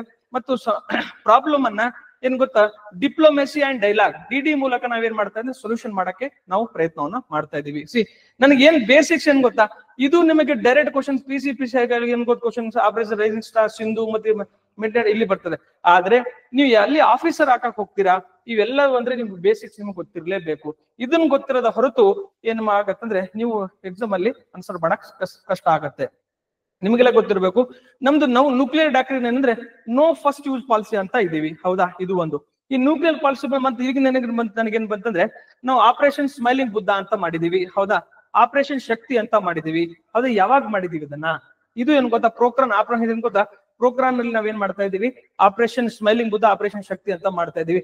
ಒಂದ್ಸರಿ ಶಕ್ತಿ ನಾವೇನ್ ಗೊತ್ತಾ ಇಂದಿರಾ ಅಂತ ಕರಿತೀವಿ, ದುರ್ಗಾ ಅಂತ ಪ್ರಸಿದ್ಧಿ ಪಡೆದಂತಹ ಇಂದಿರಾ ಗಾಂಧಿ ಅವ್ರ ನೇತೃತ್ವದಲ್ಲಿ, ಇನ್ನೊಂದು ನಮ್ಮ ಅಟಲ್ ಬಿಹಾರಿ ವಾಜಪೇಯಿ ಅವ್ರನ್ನ ನೇತೃತ್ವದಲ್ಲಿ ನಾವೇನ್ ಮಾಡ್ಕೊಂಡಿವಿ ಅಂತಂದ್ರೆ ಇದನ್ನ ಮಾಡ್ಕೊಂಡಿವಿ. ಅಟಲ್ ಬಿಹಾರಿ ಅವರ ಜನ್ಮ ದಿನಾಂಕ December 25 ಅನ್ನ ನಾವು ಗುಡ್ ಗವರ್ನೆನ್ಸ್ ಡೇ ಅಂತ ಕೂಡ ನಾವು ಆಚರಣೆ ಮಾಡ್ತೀವಿ. ಸೊ ಇವೆಲ್ಲವನ್ನ ನನಗೆ ನ್ಯೂಕ್ಲಿಯರ್ ಪರಮಾಣು ಘಟಕ ಅಂತ ಬಂದಾಗ ನನ್ಗೆ ಏನೇನಿದೆ ನೋಡಿ ಎಲ್ಲವನ್ನ ಡಿಸ್ಕಸ್ ಮಾಡುವ ಪ್ರಯತ್ನವನ್ನು ಮಾಡಿ. ಇಟ್ ದ ಸೇಮ್ ಟೈಮ್ ಏನ್ ಕ್ವಶನ್ಸ್ ಗಳಿದಾನೆ, ಕರ್ನಾಟಕದಲ್ಲಿ ಭಾರತದ ಎಷ್ಟು ಆಪರೇಷನಲ್ಸ್ ಏನ್ ಗೊತ್ತಾ, ನ್ಯೂಕ್ಲಿಯರ್ ರಿಯಾಕ್ಟರ್ಸ್ ಅದಾವೆ. ಆ ನ್ಯೂಕ್ಲಿಯರ್ ರಿಯಾಕ್ಟರ್ಸ್ ಗಳನ್ನ ಮತ್ತು ಆ ರಾಜ್ಯಗಳನ್ನ ಹೊಂದಿಸಿ ಬರೆಯಿರಿ. ರಿಪೀಟೆಡ್ ಆಗಿ ಎಕ್ಸಾಮ್ಸ್ ಅಲ್ಲಿ ಕ್ವಶನ್ಸ್ ಅನ್ನ ಕೇಳ್ಕೊಂಡಿದ್ದಾನೆ. ಅದನ್ನು ಕೂಡ ನೀವೇನ್ ಮಾಡ್ಬೇಕಂದ್ರೆ ನೀಟಾಗಿ ಅಧ್ಯಯನ ಮಾಡುವ ಪ್ರಯತ್ನವನ್ನ ಮಾಡಿ. ಓಕೆ, ಇಷ್ಟು ಬೇಸಿಕ್ಸ್ ಅನ್ನ ಇದನ್ನ ನಿಮ್ ಹೋಮ್ವರ್ಕ್ ಇದೆ, ನೀವೇನ್ ಮಾಡಿ ಅಂದ್ರೆ ನೀಟಾಗಿ ಅಧ್ಯಯನ ಮಾಡುವ ಪ್ರಯತ್ನವನ್ನ ಮಾಡಿ. ಓಕೆ, ನೆಕ್ಸ್ಟ್ ನೋಡಿ, ಈಗ ನಿಮ್ಗೆ ಗೊತ್ತಿದೆ ಆಪರೇಷನ್ ರೈಸಿಂಗ್ ಯಾವ್ಯಾವ 3 ಸ್ಥಳಗಳ ಮೇಲೆ ಅಮೆರಿಕ ದಾಳಿ ಮಾಡಿದೆ. ಒಂದು ಪೋರ್ಡೋ, ನೆಕ್ಸ್ಟ್ ನಟಾಂಜ್ ಮತ್ತು ಇಸ್ಫಹಾನ್ ಅಂತ 3 ಪ್ರದೇಶಗಳ ಮೇಲೆ ಏನ್ ಮಾಡಿದೆ ಅಂದ್ರೆ ಅಮೆರಿಕ ದಾಳಿಯನ್ನ ಏನ್ ಮಾಡಿದೆ ಅಂತಂದ್ರೆ ಅಮೆರಿಕ ದಾಳಿಯನ್ನ ಮಾಡಿದೆ. ಇದು ಒಂದು ಆಸ್ಪೆಕ್ಟ್ಸ್. ಸೆಕೆಂಡ್ ಆಸ್ಪೆಕ್ಟ್ಸ್ ಏನಂತಂದ್ರೆ ಈ ಇರಾನ್ ನ ರಾಜಧಾನಿ ಯಾವ್ದು ನೋಡಿ, ಇರಾನ್ ನ ರಾಜಧಾನಿ ಟೆಹರಾನ್ ಅಂತ ಕರಿತೀವಿ, ಟೆಹರಾನ್, ಹೌದಾ. ಇದರ ಸುತ್ತಮುತ್ತ ಇರುವ ದೇಶಗಳು ಯಾವುದು? ಇರಾನ್ ನೋಡಿ, ಇರಾನ್ ಲೆಫ್ಟ್ ಪಾಕಿಗೆ ಏನಿದೆ ಇದು ಇರಾಕ್ ಇದೆ, ಅದ್ರ ಕೆಳಗಡೆ ಸೌದಿ ಅರೇಬಿಯಾ ನೋಡ್ತೀವಿ. ಇದು ನೋಡಿದ್ದು ಪರ್ಷಿಯನ್ ಗಲ್ಫ್ ಇದು, ಹೌದಾ. ಇಲ್ಲಿ ಸ್ಟ್ರೇಟ್ ಆಫ್ ಹಾರ್ಮೋಜ್ ಅನ್ನ ಕಂಡು ಬರ್ತೀವಿ. ಈ ಗಲ್ಫ್ ಆಫ್ ಒಮನ್ ಅನ್ನು ನೋಡ್ತೀವಿ ಇಲ್ಲಿ, ಓಕೆನಾ. ನೆಕ್ಸ್ಟ್ ಇಲ್ಲಿ ಪಾಕಿಸ್ತಾನ್ ಇದೆ, ಇಲ್ಲಿ ಅಫ್ಘಾನಿಸ್ತಾನ್ ಇದೆ, ಇಲ್ಲಿ ತುರ್ಕಮೆನಿಸ್ತಾನ್ ಇದೆ. Very important. ಈ ಎಲ್ಲಾ ಪ್ರದೇಶಗಳನ್ನ ನೀವೇನ್ ಮಾಡಬಹುದು ಅಂದ್ರೆ ನೀಟಾಗಿ ಅಧ್ಯಯನ ಮಾಡುವ ಪ್ರಯತ್ನವನ್ನು ಮಾಡ್ಬೇಕಾಗತ್ತೆ. ಇದು ಪರ್ಷಿಯನ್ ಗಲ್ಫ್, ಸ್ಟ್ರೀಟ್ ಆಫ್ ಹಾರ್ಮೋಜ್ ಮತ್ತು ಗಲ್ಫ್ ಆಫ್ ಒಮನ್, ಇದನ್ನು ಕೂಡ ನೆನ್ಪಿಡುವ ಪ್ರಯತ್ನವನ್ನ ನೀವು ಮಾಡ್ಬೇಕಾಗತ್ತೆ. ಸೊ ಇವೆಲ್ಲದರ ಹಿನ್ನೆಲೆಯಲ್ಲಿ ಏನ್ ಮಾಡಿ ಅಂತಂದ್ರೆ ಈ ಟಾಪಿಕ್ ಅನ್ನ ನೀವು ಅಧ್ಯಯನ ಮಾಡುವ ಪ್ರಯತ್ನವನ್ನ ಮಾಡಿ. ಓಕೆ, ನೆಕ್ಸ್ಟ್ ನೋಡಿ, 2025ರ 11ನೇ ಅಂತಾರಾಷ್ಟ್ರೀಯ ಯೋಗ ದಿನ ಅಂತ ನಾವೇನ್ ಮಾಡ್ಕೊಂಡಿವಿ ಅಂದ್ರೆ ಡಿಸ್ಕಸ್ ಮಾಡೋ ಪ್ರಯತ್ನವನ್ನು ಮಾಡ್ಕೊಂಡಿವಿ. ನಾನು ಆಲ್ರೆಡಿ ಈ ಟಾಪಿಕ್ ಅನ್ನ ನಿನ್ನೆ ಕ್ಲಾಸ್ ಅಲ್ಲಿ ಏನ್ ಮಾಡಿದ್ರೆ ಡಿಸ್ಕಸ್ ಮಾಡ್ಕೊಂಡಿದ್ದೀನಿ. ಇನ್ನೂ ಯೂತ್ ಏನಾಗಿದೆ, ಸ್ವಲ್ಪ ಡೆವಲಪ್ಮೆಂಟ್ ಆಗಿದೆ ಇದ್ರ ರಿಲೇಟೆಡ್, ಅದನ್ನ ನಾನು ಹೇಳ್ಕೊಡುವ ಪ್ರಯತ್ನವನ್ನು ಮಾಡ್ತೀನಿ. ನಿಮಗೆ ಗೊತ್ತಿರುವ ಹಾಗೆ 2025ರಲ್ಲಿ ಏನ್ ಮಾಡ್ಕೊಂಡು ನಾವು ಅಂತಾರಾಷ್ಟ್ರೀಯ ಯೋಗ ದಿನವನ್ನು 11ನೇ ಯೋಗ ರಿಜಿಸ್ಟ್ರೇಷನ್ ಮಾಡ್ತೀವಿ. ಯಾವಾಗ ಮಾಡ್ತೀವಿ? June 21. ಇದರ ಥೀಮ್ ಏನಿದೆ ಅಂದ್ರೆ yoga for one earth and one health ಅಂತ. ಇದನ್ನ 2014ರಲ್ಲಿ ಏನಾಗುತ್ತೆ ಅಂದ್ರೆ UNGS ಅಲ್ಲಿ, ಯುನೈಟೆಡ್ ನೇಷನ್ ಜನರಲ್ ಅಸೆಂಬ್ಲಿಯಲ್ಲಿ ಮಾನ್ಯ ಪ್ರಧಾನಿ ಅವರು ಪ್ರಸ್ತಾಪನೆ ಮಾಡ್ತಾರೆ. ಮೊಟ್ಟ ಮೊದಲನೇದಾಗಿ June 21, 2015ರಿಂದ ಮೊದಲ ಆಚರಣೆ ಆಗ್ತದೆ. ಇದನ್ನ ಭಾರತ ಸರ್ಕಾರದ ಆಯುಷ್ ಸಚಿವಾಲಯ ಏನ್ ಮಾಡತ್ತಂದ್ರೆ ಆಯುಷ್ ಸಚಿವಾಲಯ ಇದನ್ನ ಆಚರಣೆ ಮಾಡುತ್ತೆ. ಇಷ್ಟು ಬೇಸಿಕ್ಸ್ ಅನ್ನ ನಿಮ್ಗೆ ಏನಾಗುತ್ತೆ ಗೊತ್ತಿರ್ಬೇಕಾಗ್ತದೆ. ಇದು ಒಂದು, ಹೌದಾ. ಈಗ ನನಗೆ ಏನಿದ್ರೆ ಈ ಯೋಗದ ಪಿತಾಮಹ ಅಂತ ಯಾರಿಗೆ ಕರಿತೀವಿ? ನಾವು ಪತಂಜಲಿ ಅಂತ ಕರಿತೀವಿ, ಹೌದಾ. ಪತಂಜಲಿಯನ್ನ ನಾವೇನ್ ಕರಿತೀವಿ? ಯೋಗದ ಪಿತಾಮಹ ಅಂತ ಕರಿತೀವಿ. ಇದನ್ನ ಯೋಗಶಾಸ್ತ್ರ ಒಂದು ಬುಕ್ ಅನ್ನ ಇವರು ಬರೀತಾರೆ. ಇದ್ರ ಬೇಸಿಕ್ಸ್ ನೋಡಿ. ಮುಂದೆ ಇಲ್ಲಿ ಏನ್ ಹಾಕೊಂಡಿದ್ದೀನಿ ಅಂದ್ರೆ ನಾನು ಭಾರತದ ಇಂಡಿಯನ್ ಫಿಲಾಸಫಿ 6 ದರ್ಶನಗಳು, ಷಡ್ ದರ್ಶನ ಅಂತ ಕರಿತೀವಿ. 6 ದರ್ಶನಗಳಿದಾವೆ. ಅದು ನ್ಯಾಯ, ವೈಶೇಷಿಕ, ಶಾಂಖ್ಯ, ಯೋಗ, ಪೂರ್ವ ಮೀಮಾಂಸ ಮತ್ತು ವೇದಾಂತ ಅಂತ ಹೇಳ್ತೀವಿ, ಅಥವಾ ಉತ್ತರ ಮೀಮಾಂಸ. ಸೊ ಯೋಗ ನೋಡಿ, ಪತಂಜಲಿ ಮಹರ್ಷಿ ಏನ್ ಮಾಡ್ತೀವಿ ಅಂದ್ರೆ ಯೋಗ ಪ್ರತಿಪಾದಕ ಯೋಗ ಸೂತ್ರ ಎಂಬ ಪುಸ್ತಕದಲ್ಲಿ ಏನಾದ್ರೂ ಬರೀತಾನೆ. ಇದು ಏನೋ ಇಂಪಾರ್ಟೆಂಟ್ ಆಗ್ತಾ ಹೋಗುತ್ತೆ. ಇದನ್ನು ಕೂಡ ನಿನ್ನಿನ ಕ್ಲಾಸ್ ಅಲ್ಲಿ ನಾನು ಏನ್ ಮಾಡ್ಕೊಂಡಿದ್ರೆ ಡಿಟೇಲ್ ಆಗಿ ಎಕ್ಸ್ಪ್ಲೇನ್ ಮಾಡ್ಕೊಂಡಿದ್ರಿ. ನೀವು ಹಿಂದಿನ ಕ್ಲಾಸ್ ಅಲ್ಲಿ ನೋಡಿ ಇದನ್ನ ಮಾಡಿ ಅಂದ್ರೆ ರಿವಿಷನ್ ಮಾಡುವ ಪ್ರಯತ್ನವನ್ನು ಮಾಡಿ. ಇವತ್ತೇನ್ ಇಂಪಾರ್ಟೆಂಟ್ ಡೆವಲಪ್ಮೆಂಟ್ ಆಗಿದೆ ಅಂತಂದ್ರೆ ನೋಡಿ, ಈಗ ಯೋಗ ನೀತಿ ಪ್ರಕಟಿಸಿದ ದೇಶದ ಮೊದಲ ರಾಜ್ಯ ಉತ್ತರಾಖಂಡ್. Very important. ಈಗ ಉತ್ತರಾಖಂಡ್ ಏನ್ ಮಾಡಿದೆ ಅಂದ್ರೆ ದೇಶದ ಮೊದಲ ಫಸ್ಟ್ ಏನ್ ಗೊತ್ತಾ ಯೋಗ ನೀತಿಯನ್ನ ಜಾರಿಗೆ ತಂದುಕೊಂಡಿದೆ. ಇದರ ಜೊತೆಗೆ ಉತ್ತರಾಖಂಡ್ ಏನ್ ಮಾಡಿದೆ, ಯುಸಿಸಿ ಅನ್ನ ಫಸ್ಟ್ ಜಾರಿಗೊಳಿಸಿದ ರಾಜ್ಯ ಯಾವುದು ಅಂದ್ರೆ ಉತ್ತರಾಖಂಡ್ ಅಂತ ಹೇಳ್ತೀವಿ. Very important. ಯುಸಿಸಿ ಮತ್ತು ಯಾವ್ದು ಫಸ್ಟ್ ಅಂತ ಇದೆ ನೋಡಿ, ಅದನ್ನ ಎಕ್ಸಾಮ್ ಅಲ್ಲಿ ರಿಪೀಟೆಡ್ ಆಗಿ ಕ್ವಶನ್ಸ್ ಅನ್ನ ಕೇಳ್ಕೊಂಡಿದ್ದಾನೆ. ಅದನ್ನ ನೀವೇನ್ ಮಾಡಿ ಅಂತಂದ್ರೆ ಸ್ವಲ್ಪ ನೆನ್ಪಿಡುವ ಪ್ರಯತ್ನವನ್ನ ನೀವು ಮಾಡ್ಬೇಕಾಗತ್ತೆ. ಓಕೆ, ನೆಕ್ಸ್ಟ್ ನೋಡಿ ಅಂತಾರಾಷ್ಟ್ರೀಯ ಯೋಗ ದಿನವನ್ನ ಇದು ನೆಕ್ಸ್ಟ್ ಏನಾಗುತ್ತೆ ಅಂದ್ರೆ ಇದನ್ನ 10 ಲಕ್ಷ ಏನ್ ಗೊತ್ತಾ, 10 ಲಕ್ಷ ರೂಪಾಯಿದಲ್ಲಿ ನಾವೇನ್ ಮಾಡ್ತೀವಿ ಅಂದ್ರೆ 10 ಲಕ್ಷ ರೂಪಾಯಿದಲ್ಲಿ ನಾವೇನ್ ಮಾಡ್ತೀವಿ ಅದನ್ನ ಪಾಲಿಸಿಯನ್ನ ಇಂಪ್ಲಿಮೆಂಟ್ ಮಾಡುವ ಪ್ರಯತ್ನವನ್ನ ನಾವು ಮಾಡ್ತಾ ಇದ್ದೀವಿ. ಇಷ್ಟು ನಿಮಗೆ ಬೇಸಿಕ್ ಕ್ವಶನ್. ಯೋಗ ನೀತಿಯನ್ನ ಜಾರಿಗೊಳಿಸಲು ಮೊದಲ ರಾಜ್ಯ ಇಷ್ಟು ಕ್ವಶನ್ ಬರ್ತದೆ. ಉತ್ತರಾಖಂಡ್ ಅಂತ ಗೊತ್ತಿದ್ರೆ there is a more than enough. UCC ಅನ್ನು ಜಾರಿಗೆ ತಂದಿದ್ದು ಕೂಡ ಇದೆ ಯಾವುದು ಉತ್ತರಾಖಂಡ್ ಕೂಡ ನಿಂತ್ಬಿಡುವ ಪ್ರಯತ್ನವನ್ನ ಮಾಡಿ. ಓಕೆ, ನೆಕ್ಸ್ಟ್ ನೋಡಿ ಆಸ್ಪತ್ರೆಗಳಲ್ಲಿ ಯೋಗ ಮಂದಿರ ಮತ್ತು ಯೋಗ ಜಿಲ್ಲೆಯಾಗಿ ಮೈಸೂರು. ಈಗೇನ್ ಮಾಡಿದಾರಂತೆ, ಮೊನ್ನೆ ಯೋಗ ಆಚರಣೆ ಮಾಡುವಾಗ ಕರ್ನಾಟಕ ಸರ್ಕಾರದ ಆರೋಗ್ಯ ಇಲಾಖೆಯು ಏನ್ ಮಾಡಿದೆ ಅಂದ್ರೆ ಆಸ್ಪತ್ರೆಗಳಲ್ಲಿ ನಾವೇನ್ ಮಾಡಿದ್ವಿ ಅಂದ್ರೆ ಯೋಗ ಮಂದಿರಗಳ ನಿರ್ಮಾಣ ಮಾಡ್ತೀವಿ ಅಂತ ಹೇಳಿದ್ದಾರೆ. ಒಂದನೇದು. ಜೊತೆಗೆ ಯೋಗ ಜಿಲ್ಲೆಯಾಗಿ ನಾವು ಮೈಸೂರನ್ನ ಏನ್ ಮಾಡ್ತೀವಿ ಅಂದ್ರೆ ನಾವು ಅಭಿವೃದ್ಧಿ ಪಡಿಸ್ತೀವಿ. ಯೋಗಕ್ಕೆ ರಿಲೇಟೆಡ್ ಆಗಿ ಏನ್ ಸಂಶೋಧನೆ ಮಾಡಬೇಕು, ಯೋಗ ರಿಲೇಟೆಡ್ ಪ್ರಮೋಷನ್ ಮಾಡಕ್ಕೆ ಏನೆಲ್ಲ ಪಠ್ಯಗಳನ್ನು ರಚನೆ ಮಾಡಬೇಕು, ಯೋಗ ರಿಲೇಟೆಡ್ ಅವೇರ್ನೆಸ್ ಅನ್ನ ಕ್ರಿಯೇಟ್ ಮಾಡೋಕೆ ನಾವೇನ್ ಮಾಡ್ತಾ ಇದೀವಿ ಅಂದ್ರೆ ಮೈಸೂರನ್ನ ಏನ್ ಮಾಡ್ತಾ ಯೋಗ ಜಿಲ್ಲೆಯಾಗಿ ನಾವು ಪರಿವರ್ತನೆ ಮಾಡುವ ಕ್ರಮವನ್ನು ತೆಗೆದುಕೊಂಡಿದ್ದೀವಿ. ಇಟ್ ದ ಸೇಮ್ ಟೈಮ್ ನೋಡಿ, ಈ ಯೋಗ ಜಿಲ್ಲೆಯನ್ನು ಈ ರೀತಿ ಮಾಡಿದ ದೇಶದ ಫಸ್ಟ್ ರಾಜ್ಯ ಇದು ಕರ್ನಾಟಕ. ಇದನ್ನು ಕೂಡ ನಿಮ್ಗೆ ನೋಡು ಕ್ವಶನ್ಸ್ ಅನ್ನ ಕೇಳುವ ಸಾಧ್ಯತೆ ಇರ್ತದೆ. ಓಕೆ, ಇದನ್ನು ಕೂಡ ನೀಟಾಗಿ ನೆನ್ಪಿಡುವ ಪ್ರಯತ್ನವನ್ನ ಮಾಡಿ. ಓಕೆ, ನೆಕ್ಸ್ಟ್ ನೋಡಿ ವಿರಳ ರಕ್ತ ಗುಂಪಿನ ದಾನಿಗಳ ರಿಜಿಸ್ಟ್ರಿ ಸಿದ್ಧ. ಏನಾಗಿದೆ ಅಂದ್ರೆ ಈಗ ನಮ್ದು ಬಾಂಬೆ ಬ್ಲಡ್ ಅಂತ ಹೇಳ್ತೀವಿ ನೋಡಿ, ಬಾಂಬೆ ಬ್ಲಡ್ ಅಥವಾ ವಿರಳ ಬ್ಲಡ್ ಅಂತ ಹೇಳ್ತೀವಿ. ಅದು ಒಂದು ರಿಜಿಸ್ಟ್ರಿ ರೆಡಿ ಮಾಡ್ತಾ ಇದ್ರು. ಯಾರು ಮಾಡ್ತಾ ಇದ್ರು? ಐಸಿಎಂಆರ್ ದವರು. ಐಸಿಎಂಆರ್ ಮತ್ತು ನ್ಯಾಷನಲ್ ಇನ್ಸ್ಟಿಟ್ಯೂಟ್ ಆಫ್ ಇಮ್ಯುನೋ ಹೆಮಿಟಾಲಜಿ ಎಂಬ ಸಂಸ್ಥೆ ಏನ್ ಮಾಡಿ ಎರಡು ಸೇರಿ ಏನ್ ಮಾಡಿದೆ ಅಂತಂದ್ರೆ ಒಂದು ವಿಶಿಷ್ಟ ವಿರಳ ಗುಂಪಿನ ರಕ್ತದಾನಿಗಳ ಗುಂಪು ರಿಜಿಸ್ಟರ್ ಸಿದ್ಧಪಡಿಸ್ಕೊಂಡಿವಿ. ಇದನ್ನ ಈ ರಕ್ತದ ಲಭ್ಯತೆ ಕುರಿತು ನಾವೇನ್ ಮಾಡ್ತೇವೆ, ಈ ಕೋಶ ಅಂತ ನಾವು ಮಾಡ್ಕೊಂಡಿವಿ. ಈ ಕೋಶ ಅಂತ ಒಂದು ಪ್ಲಾಟ್ಫಾರ್ಮ್ ಅನ್ನ ಮಾಡ್ಕೊಂಡಿವಿ. ರಕ್ತದ ಲಭ್ಯತೆಯನ್ನ ಇದೇನ್ ಮಾಡ್ತಾ ನಮ್ಮ ಇನ್ಫಾರ್ಮೇಶನ್ ಕೊಡ್ತಾ ಹೋಗುತ್ತೆ. ಇಷ್ಟು ಬೇಸಿಕ್ಸ್ ನಿಮಗೆ ಗೊತ್ತಿರ್ಲಿ. ಹಾಗಾದ್ರೆ ಈ ಯಾರ್ಯಾರು ಉಪಯೋಗ ಮಾಡಬಹುದು ಈ ರಕ್ತನ ಗುಬ್ಬಿಗಳನ್ನ? ಯಾರು ಥಲಸೆಮಿಯಾ ರೋಗ ಇದೆ, ಯಾರು ಕುಡುಗೋಲು ರೋಗ ಇದೆ, ಅಥವಾ ಅದೇನ್ ಹೇಳ್ತೀವಿ ಅಂತಂದ್ರೆ ನಾವು ಸಿಕಲ್ ಸೆಲ್ ಅಂತ ಹೇಳ್ತೀವಿ ನೋಡಿ, ಆ ರೋಗ ಯೂಸ್ ಮಾಡಬಹುದು. ಇದನ್ನ ಈ ರಿಜಿಸ್ಟ್ರಿಯಲ್ಲಿ ನಾವೇನ್ ಮಾಡ್ಕೊಂಡಿದ್ದು ಪೇಪರ್ ಕಟಿಂಗ್ಸ್ ಇಲ್ಲ. ಏನಿದೆ ಅಂತಂದ್ರೆ ವಿರಳ ರಕ್ತದ ಗುಂಪು, ಬಾಂಬೆ ರಕ್ತದ ಗುಂಪು, AB negative, AB positive, A negative, B negative, O negative, ಈ ರೀತಿ ಏನ್ ಮಾಡಿದೆ ಅಂತಂದ್ರೆ ರಿಜಿಸ್ಟ್ರಿಯನ್ನ ಈ ರೀತಿ 7 to 8 ಆಗಿ ನಾವೇನ್ ಮಾಡ್ಕೊಂಡಿವಿ ಅಂದ್ರೆ ಇದನ್ನ ವಿಂಗಡಣೆ ಮಾಡ್ಕೊಂಡಿವಿ. ಈಗ ನಿಮಗೆ ಹೋಮ್ವರ್ಕ್ ಏನ್ ಗೊತ್ತಾ, ರಕ್ತದ ಬಗ್ಗೆ ನೀವು ಡಿಟೇಲ್ ಆಗಿ ಅಧ್ಯಯನ ಮಾಡುವ ಪ್ರಯತ್ನವನ್ನು ಮಾಡಿ. ಸೈನ್ಸ್ ಅಂಡ್ ಟೆಕ್ನಾಲಜಿ ರಕ್ತ ಇಸ್ ವೆರಿ ಇಂಪಾರ್ಟೆಂಟ್. ಹೌದಾ, ಇದು ಒಂದು ಫೇವರೇಟ್ ಏರಿಯಾ ಆಫ್ ಟಾಪಿಕ್. ಯಾಕಂದ್ರೆ ಈಗ ನಾವು ಅನಿಮಿಯಾ ಆಗ್ತಾ ಇದೆ ಅಥವಾ ಏನಾಗ್ತಾ ಇದೆ ಅಂದ್ರೆ ರಕ್ತಹೀನತೆ ಉಂಟಾಗ್ತಾ ಇದೆ. ಇದು ಸಾಕಷ್ಟು ನ್ಯೂಸ್ ಇರೋದ್ರಿಂದ ಈ ರಕ್ತದ ಮೇಲೆ ಕ್ವಶನ್ಸ್ ಅನ್ನು ಕೇಳುವ ಸಾಧ್ಯತೆ ಇರ್ತದೆ. ರಕ್ತವನ್ನು ಕುರಿತು ಅಧ್ಯಯನ ಮಾಡೋದಕ್ಕೆ ಏನಂತ ಕರಿತೀವಿ, ಕಮೆಂಟ್ ಮಾಡಿ ತಿಳಿಸಿ. Okay, at the same time ನೋಡಿ, ರಕ್ತ ಒಂದು ದ್ರವ ರೂಪಿ ಸಂಯೋಜಕವಾಗಿದ್ದು ರಕ್ತ ಏನಾಗುತ್ತೆ ಅಂದ್ರೆ ರಕ್ತ ಎಲ್ಲಿ ಹೇಳ್ತದೆ, ಮೂಳೆಯ ಅಸ್ಥಿ ಮಜ್ಜೆಯಲ್ಲಿ ಏನಾಗುತ್ತಂದ್ರೆ ರಕ್ತ ಉತ್ಪತ್ತಿ ಆಗ್ತದೆ. ಆದ್ರೆ ಶೈವ ವ್ಯವಸ್ಥೆಯನ್ನು ತೆಗೆದುಕೊಂಡಾಗ ಗುಲ್ಮದಲ್ಲಿ ಏನಾಗುತ್ತಂದ್ರೆ ಶೈವ ವ್ಯವಸ್ಥೆಯಲ್ಲಿ ಆಗುತ್ತಂದ್ರೆ ಗುಲ್ಮದಲ್ಲಿ ಏನಾಗುತ್ತಂದ್ರೆ ರಕ್ತ ಉತ್ಪಾದನೆ ಆಗುತ್ತೆ. Very important. It the same time ನೋಡಿ, ಮನುಷ್ಯನ ದೇಹದ ಏನ್ ಗೊತ್ತಾ 8% ತೂಕ, 8% ತೂಕ ಏನಂದ್ರೆ ರಕ್ತ ಇರ್ತದೆ. Very important. ರಕ್ತದ ಮಾನ ಎಷ್ಟಿದೆ? 5.5 ಲೀಟರ್ ಇದೆ. 5.5 ಲೀಟರ್ ರಕ್ತ ನಮ್ಮ ಬಾಡಿಯಲ್ಲಿ ಇರ್ತದೆ. ಹಾಗಾದ್ರೆ ಈ ರಕ್ತ ಪರಿಚಲನೆಯನ್ನು ಕಂಡು ಹಿಡಿದವರು, ರಕ್ತ ಪರಿಚಲನೆಯನ್ನ ಕಂಡು ಹಿಡಿದ ವಿಲಿಯಂ ಹಾರ್ವೆ ಅಂತ ಕರಿತೀವಿ. ವಿಲಿಯಂ ಹಾರ್ವೆ ಅವ್ರು ಏನ್ ಮಾಡ್ತಂದ್ರೆ ರಕ್ತ ಪರಿಚಲನೆಯನ್ನ ಕಂಡು ಹಿಡಿತಾರೆ. ನೆಕ್ಸ್ಟ್ ನೋಡಿ, ಇಲ್ಲಿ ನಮಗೆ ಗೊತ್ತಾ, ರಕ್ತದ 4 ಮುಖ್ಯ ಘಟಕಗಳನ್ನು ಹೊಂದಿದೆ. ಒಂದು ರೆಡ್ ಬ್ಲಡ್ ಸೆಲ್ಸ್, ಒಂದು ವೈಟ್ ಬ್ಲಡ್ ಸೆಲ್ಸ್, ಒಂದು ಪ್ಲೇಟ್ಲೆಟ್ಸ್ ಮತ್ತು ಪ್ಲಾಸ್ಮಾ. ಈ ನಾಲ್ಕು ಇದಾವ ನೋಡಿ. ಈ 4 ವಿಭಾಗಗಳನ್ನ ನೀವೇನ್ ಮಾಡಿ ಅಂದ್ರೆ ಅಧ್ಯಯನ ಮಾಡುವ ಪ್ರಯತ್ನವನ್ನ ಮಾಡಿ. ಇದರ ಮೇಲೆ ಏನ್ ಕ್ವಶನ್ಸ್ ಕೇಳಿದಾನೆ ಗೊತ್ತಾ, ಈ ಕೆಂಪು ರಕ್ತ ಕಣಗಳು ಎಲ್ಲಿ ಉತ್ಪತ್ತಿ ಆಗ್ತವೆ, ಇವುಗಳ ಆಯುಷ್ಯವೆಷ್ಟು, ಬಿಳಿ ರಕ್ತ ಕಣಗಳು ಎಷ್ಟು ದಿವಸ, ಇವರ ಆಯುಷ್ಯವೆಷ್ಟು, ಇವು ಎಲ್ಲಿ ಉತ್ಪಾದನೆ ಆಗ್ತವೆ, ಈ ಬಿಳಿ ರಕ್ತ ಕಣಗಳು ಜಾಸ್ತಿ ಆಗೋದ್ರೆ ಯಾವ ರೋಗ ಬರ್ತದೆ, ಕಡಿಮೆ ಬರೋದ್ರ ಕಡಿಮೆ ಆಗಿ ಯಾವ ರೋಗ ಬರ್ತದೆ, ಇವೆಲ್ಲವನ್ನ ಏನ್ ಮಾಡಿದ್ರೆ ಎಕ್ಸಾಮ್ ಅಲ್ಲಿ ಕ್ವಶನ್ಸ್ ಅನ್ನ ಕೇಳ್ಕೊಂಡಿದ್ದಾನೆ. ಸೊ ಬೇಸಿಕ್ಸ್ ಅನ್ನ ನೀವು ಏನ್ ಮಾಡಿ ಅಂದ್ರೆ ಚೆನ್ನಾಗಿ ಅಧ್ಯಯನ ಮಾಡುವ ಪ್ರಯತ್ನವನ್ನು ಮಾಡಿ. ಯಾಕಂದ್ರೆ ಈಗ ನೀವು ಬೇಸಿಕ್ಸ್ ಅನ್ನ ನಾನೆಲ್ಲ ಪಾಠ ಮಾಡ್ತಾ ಹೋದ್ರೆ ಈಗ ಇದೇ ಒಂದು ಗೊತ್ತಾ 2 ತಾಸು ಆಗತ್ತೆ. ಸೊ ನಾನು ಜಸ್ಟ್ ಕರೆಂಟ್ ಅಫೇರ್ಸ್ ಅನ್ನ ನೀವು PYQ ಅಂಡ್ ಸ್ಟಾಟಿಕ್ ಜೊತೆ ಯಾವ ರೀತಿ ಲಿಂಕ್ ಮಾಡ್ಬೇಕು ಅನ್ನೋ ಹೇಳುವ ಪ್ರಯತ್ನವನ್ನ ನಾನು ಮಾಡ್ತಾ ಇದ್ದೇನೆ. ಓಕೆ, ನೆಕ್ಸ್ಟ್ ನೋಡಿ, ರಾಷ್ಟ್ರಪತಿ ಭೇಟಿ, ಮುಖ್ಯಮಂತ್ರಿ ಸಿದ್ದರಾಮಯ್ಯ 5 ಮಸೂದೆ ಅಂಗೀಕಾರಕ್ಕೆ ನೀಡುವಂತೆ ಮನವಿ. C, very important. ಮುಂದಿನ ದಿನಮಾನಗಳಲ್ಲಿ ಈ ಟಾಪಿಕ್ ಮೇಲೆ 120% 100% ಏನಾಗತ್ತಂದ್ರೆ ಕ್ವಶನ್ ಬಂದೇ ಬರ್ತದೆ. ಇದನ್ನ ನೀವೇನ್ ಮಾಡ್ಬೇಕಂದ್ರೆ ಬಹಳ ಸ್ಪಷ್ಟವಾಗಿ, ಬಹಳ ಅಚ್ಚುಕಟ್ಟಾಗಿ ಅಂಡ್ ನೀಟಾಗಿ ಕಾನ್ಸ್ಟಿಟ್ಯೂಷನ್ ಮತ್ತು ಸುಪ್ರೀಂ ಕೋರ್ಟ್ ಅನ್ನ ನೀವು ಓದ್ಬೇಕಾಗತ್ತೆ. ಸೊ ನಾನು ಎಷ್ಟಾಗತ್ತೆ ಒಂದು 2 ನಿಮಿಷ ಎಕ್ಸ್ಟ್ರಾ ತಗೊಂಡು ನೀವು ಸಿಂಪ್ಲಿಫೈ ಮಾಡುವ ಪ್ರಯತ್ನವನ್ನ ಮಾಡ್ತೀನಿ. ಓಕೆನಾ? ಸಿ, ರಾಷ್ಟ್ರಪತಿಯವರಿಗೆ ಏನು ಮಾಡಿದೆ ಅಂದ್ರೆ ಈ 5 ಮಸೂದೆಗಳನ್ನೆಲ್ಲ 1ರಿಂದ 5ನೇ ತರಗತಿವರೆಗೆ ಮಾತೃಭಾಷೆ ಮಾಧ್ಯಮದಲ್ಲೇ ಶಿಕ್ಷಣ ಕಡ್ಡಾಯವಾಗಿ ಕಲಿಸುವ ಉಚಿತ ಮತ್ತು ಕಡ್ಡಾಯ ಶಿಕ್ಷಣ ಹಕ್ಕು ತಿದ್ದುಪಡಿ ಕಾಯ್ದೆ 1.